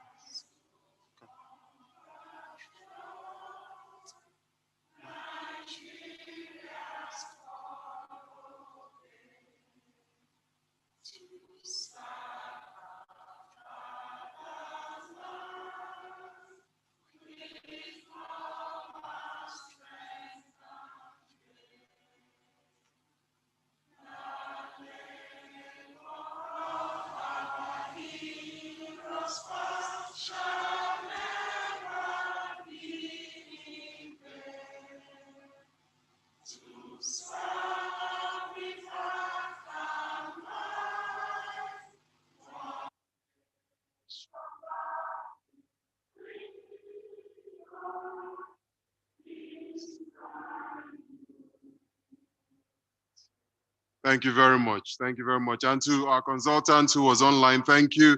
To all the participants, we appreciate you and for that. So please, the photo session will go the way Lola coordinates it. Thank you. Thank you so much. So we'll start with the reserved table. Please, can you come to the stage, please? The reserved table. Yes, this table is here. Please, can you come forward? Thank you. Yeah. On the ground floor? Yes. Okay. So we have to shift. Careful, that cord. Let's undo it.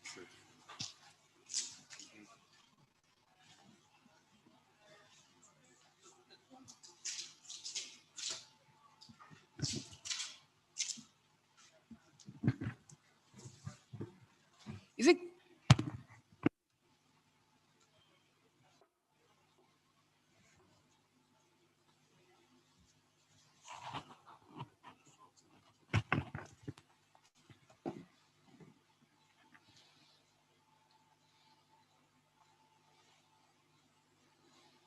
Thank you. Thank you so much. I would like to call on the women farmers. Women farmers, yes, please, lunch is served at this corner. Women farmers, here present. No woman farmer. Okay. Please, you are the reason why we are here. We would like you, please come on stage. Please, all guests should remember that no one is allowed to leave without something to eat. It's very important that we all have something to eat. Yes, so please, after the photo session, everyone will move to the diner on my left and make sure you have something to eat, please. If you don't want to eat, at least take something to drink. Thank you.